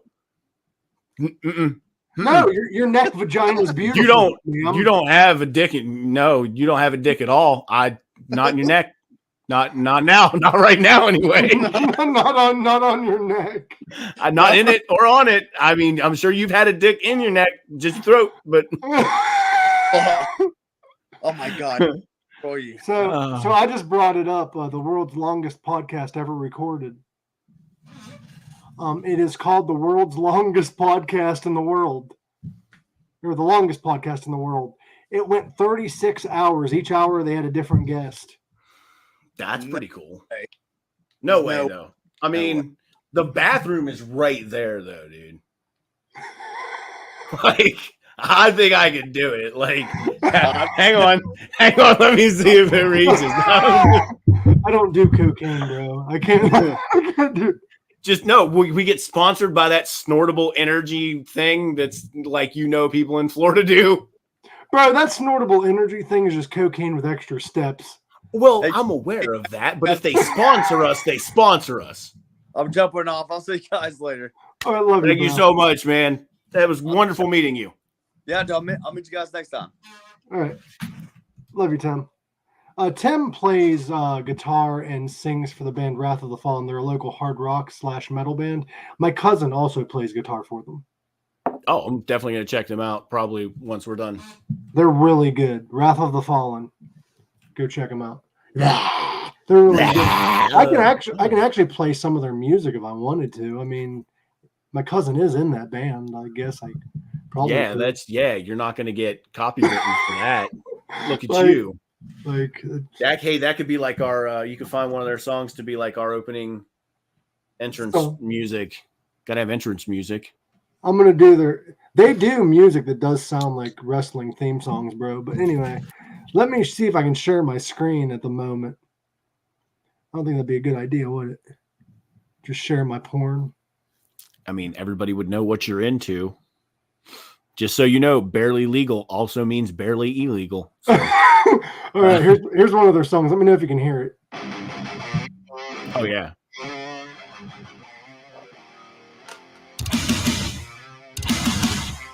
This is Wrath of the Fallen, Dark Skies, the latest single.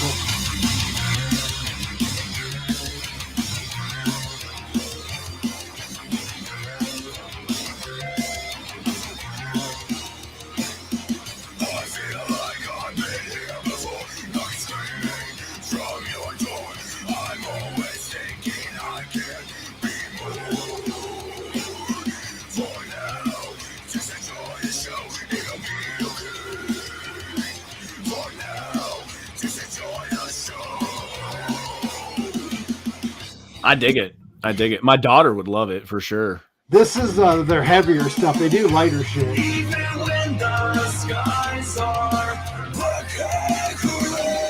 That's Tim singing and doing the growls. Okay. I think it's him doing the growls. Now I'm starting to question myself. But I know that's him singing right there. Okay. Get a good voice. It's kind of all of them singing, but it's mostly his voice. Like, you know what I mean? Right, they all do like a harmony thing. Yeah.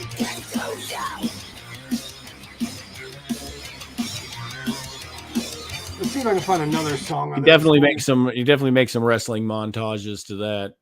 Yeah, that's totally wrestling, bro. Here's another song of theirs, Resting. Actually, let's do Not Afraid.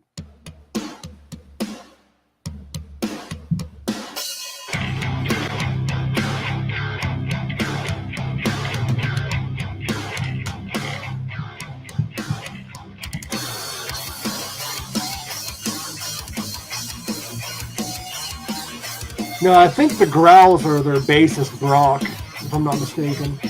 All right. what you say is what you get, but it's not over yet. It's 5 and red, you step away into your safe place. Now you're ready. Tim has a great voice. Yeah.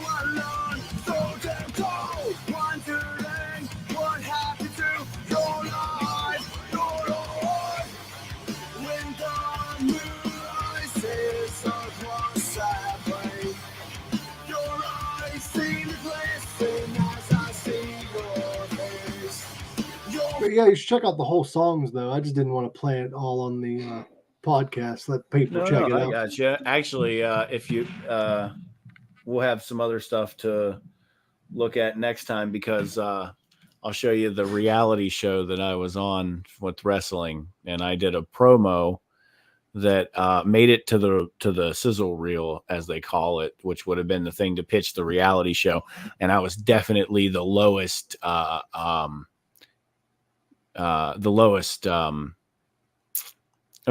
experience out of everybody there. But I cut the best promo for sure. Dude, the guy that's holding the microphone is the promoter's son, and I do the promo, and he's legitimately like slack-jawed. Like he's like, you know you did good when that's the reaction. Dude, I froze him, and I remember looking at him, and he goes, "Where'd that come from?" And I was like, I like doing promos, dude. Why did you quit doing wrestling? I don't want to do that to my body. And like I said, it's full of unscrupulous characters. It's just, it's a lot of, man, it's tough to describe. It's just a lot of like fakeness, I guess, with people. And yeah. Well, when you're in a field where people play fake people, you're kind of going to get that. Yeah, but you're supposed to, like, I don't know, you're supposed to be able to still have trust and stuff. But no, it really came down to I draw for a living, and I didn't want to hurt my arm or fuck my wrist up and my hand. So that's really the main reason. Fair. But if you, I mean, real quick, do you want to look up a video real quick? We'll save that one for next time, but I'll just show you one real quick, just kind of as a teaser for the next time we do a show. Monday. Yeah. For this will be like the end of our show teaser for Monday. Okay. What am I looking at? All right. Look up The Alliance of Violence. Is that the name of your like tag team? Yeah. It's actually me and my best friend. He's the one I talked about that passed away in November. He's the one I tell the ghost joke about. All right. The Alliance of Violence. What am I looking up about that? There should be one where we address the two kings. There's the first video from PCW Australia. I don't think that's it. Oh, no. Okay, so actually, no. What you need to go into and search is, sorry, this is my bad. You need to go in and search AOVWV. Sorry. AOVWV. It should come up with a channel. Yeah, with like the letter A. There we go. Chase Winters. Yeah, not that. It'll be a promo, but it'll say the Alliance of Violence addresses the two kings. Alliance of Violence addresses the Alliance of Violence, but I don't see the. Oh, there it is. Addresses the two kings. Do you want me to play the whole thing? Yeah. Okay, let me go ahead and do this. It's not very long. Oh, that's what I always get told. Ha. But this is what I was good at with wrestling. Royalty. Blue Bloods. Well, two kings on July 7th. We're going to find out exactly what color it is that you bleed. Because you see, we're your biggest fans. We watch everything you do, every move you make. We know exactly what to expect. We expect you to rip our heads off. Rip our fucking heads off! We hope you'll join us for a good time. Uneasy lies the head who wears a crown. When this you, brother. Rounds. Two kings, Tyler Vox, T.L. Andrews. There are many things to describe you. Talented, athletic, successful, champions. Those are all great. But July 7th, Real Shoot Wrestling, Fairmont, West Virginia, there will be a couple things to describe you that I have in mind. And that's broken, beaten, hurt, helpless, and defeated. Real Shoot Wrestling, July 7th, you're going to find out why we're called the Alliance of Violence. Two kings, I expect a fight. Blue Bloods.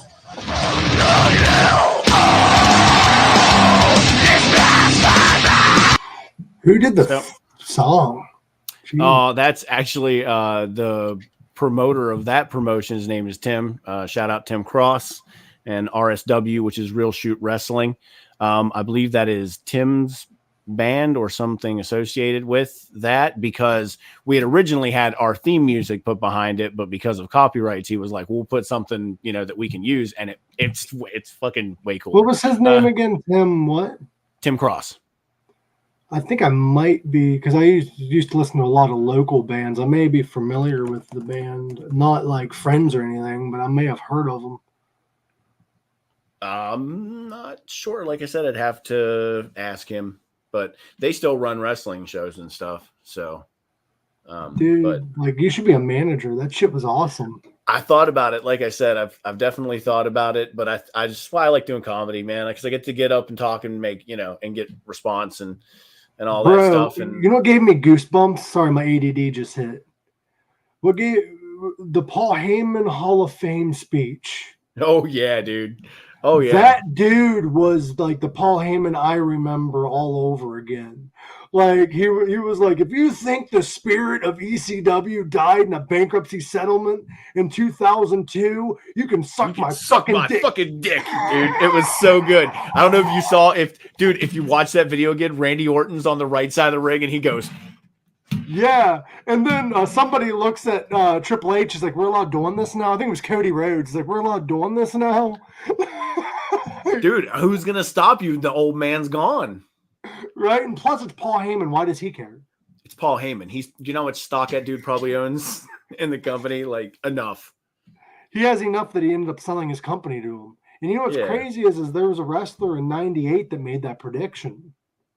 He was like, Heyman's just going to sell to Vince because Vince had his hands in it anyway. It was a developmental. I was going to say they were already. They like I don't know if you knew they did like a Raw. Yeah, like with BWO was Raw. There. Yeah, and Sabu went to jump off of the Raw sign and it fucking fell. Mm-hmm. Yeah, I think Vince was using that as a developmental territory because a lot I of think people- Vince was trying to find out how far, and Vince and Paul Heyman both were trying to find out how far they could push the envelope and it still be acceptable.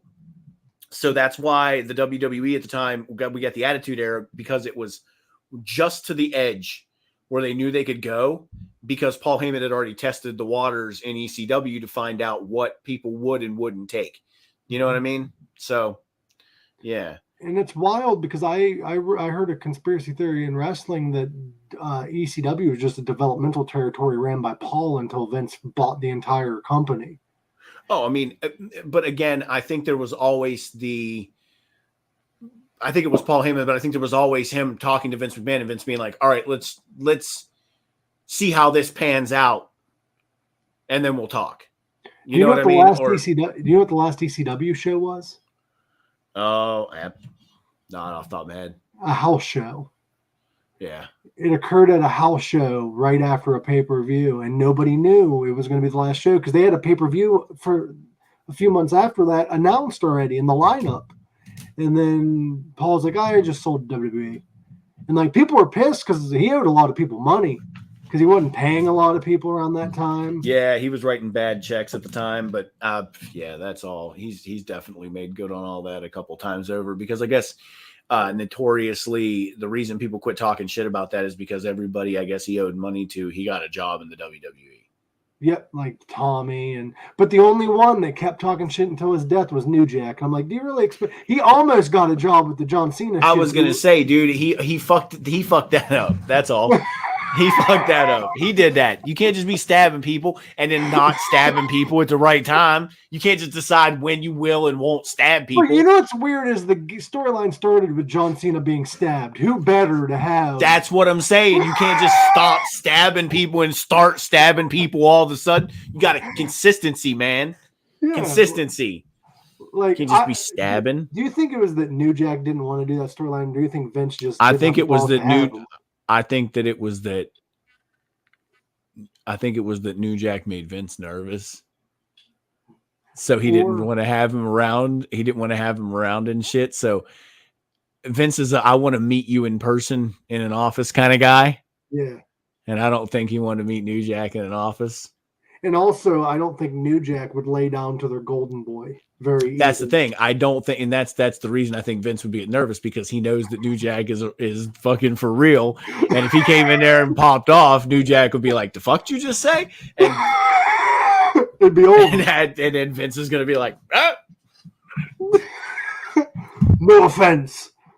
I mean, honestly, though, I've heard Vince can hold his own. I'd hope. I guess the only person that's ever out wrestled him was Kurt Angle on an airplane.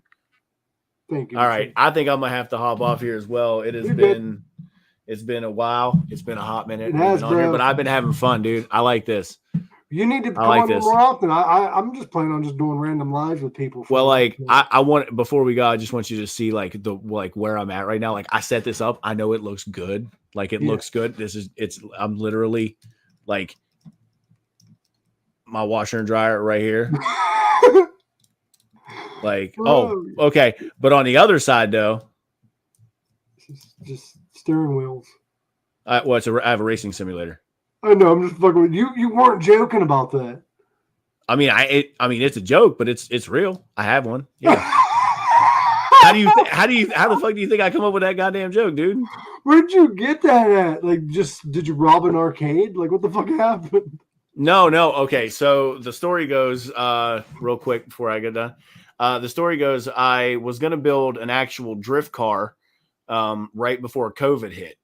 And I decided, because I live in West Virginia, there are no actual racetracks around here. So I would have to buy a truck and a trailer to cart whatever car I build to wherever I want to go. And then I got to buy parts. I got to buy tires and fuel and all that.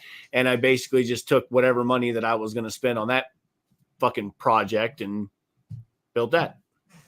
Dude, that's fucking awesome. The monitor is definitely the coolest part. Not the chair or the car. No. I mean, no. The monitor is definitely. I don't know if you can see it. It's a kind How much did you pay to have that made? I mean, everything costs different. Like the monitor is like, I don't know, $600-700, and then believe it or not, the seat that actually like put everything. Well, and again, it's been like 3 or 4 years since I bought everything, so it all costs a lot more now. So like you got it right before inflation. Yeah, I got it right before it. Yeah. So the seat and like frame, I paid like $360 for it, but it's like $600 now. The servo, and then I also have, I don't think I can get, maybe I can get the camera right here. Yeah. Okay. So then I also have, shade out, bitch. Nope. Ain't gonna show it. There. So I have handbrake and shifter that's on sequential, servo, and then there's also some other little goodies and odds and ends that I have. Like I have a thing called a butt kicker, and it is a tactile speaker that reads the bass, so that like when you rev the engine, you can actually like feel it through the chassis, and like if you come up over a hill and you hit something, like you can kind of feel it. You know what'd save you a lot of money? If you bought a fucking car, bro. Like no, dude, it would cost me a lot more. No, dude, because it's not like the end goal. You're building a car, but it's disguised. Well, no, like I can drive, and see, here's the thing, I can go and do like track racing, I can do drifting, I can do rally, like that's why I have all the different wheels. Like each wheel is for like a different kind of driving. Like I have a GT wheel, I have a couple drift wheels, but anyway, like that's why one of the reasons I got the driving simulator is here. I can actually just turn that on. Is so that I don't have to fuck with tires and fuel and all that. Like I said. Hang on, let this pop up here. Oh, dude, that's cool. Hang on. I don't know if I went off, I'll be right back. You're still here. I can see you. Okay, there we go. Let me move this up to the top screen. Because bleh. I'm a power bottom. I don't do top. I don't know if you noticed when I turn this screen over here, there are actually 2 monitors here. Oh, I didn't realize that. Yeah, so there's for her pleasure. Yeah, it would be. I'll have to show you from like behind it, like back on this side. It's like the size of a fucking windshield. Is that what those curved screens are for? No, I mean that not necessarily. It's so that it covers your peripheral whenever you're when you're looking straight forward. So before we go, because we are 3 hours in, what do you want to promote? Fuck. I don't have really anything right now, except if you want to join my art group, I have some enamel pins that I need to sell. I have a couple that are available right now, especially if you like the Grateful Dead. If you don't like the Grateful Dead, buy them anyways, just because you like me. How much would it cost to have you make them custom made? Okay, so if you have a design, you don't really want to order any less than 100, just because you have to pay a mold fee to have the mold struck and made, and the mold fee is going to be between $65 and $80. And if you're going to go ahead and pay that mold fee, you might as well just have 100 of the pins made. They're usually going to cost per unit between $1.50 and $2 a piece, maybe $2.50 if you have like some other stuff, which is going to put it to like $250, and then your mold fee. So you're talking like $300, and then shipping's going to be like maybe another 40 or so. So usually you can get 100 pins for like $400. Damn. And you can check that out at Jack Rife Art on Facebook, right? Jack Rife Designs. Designs? Okay. Yep, Jack Rife Designs. I have a private one and a public one. You can join the public one if you're a nerd, and you can join the private one if you're cool. Hey, nerds can be cool. That's true. That's true. We just nerded out a lot. I know, but I know. We ain't cool though. But I'm gonna end this because we are 3 hours, and it was nice chatting with you, bro. I'll see you man, Monday. I appreciate you, Mike. I'll see you Monday, buddy. Love you. See you. Love you, bro. Have fun. Always.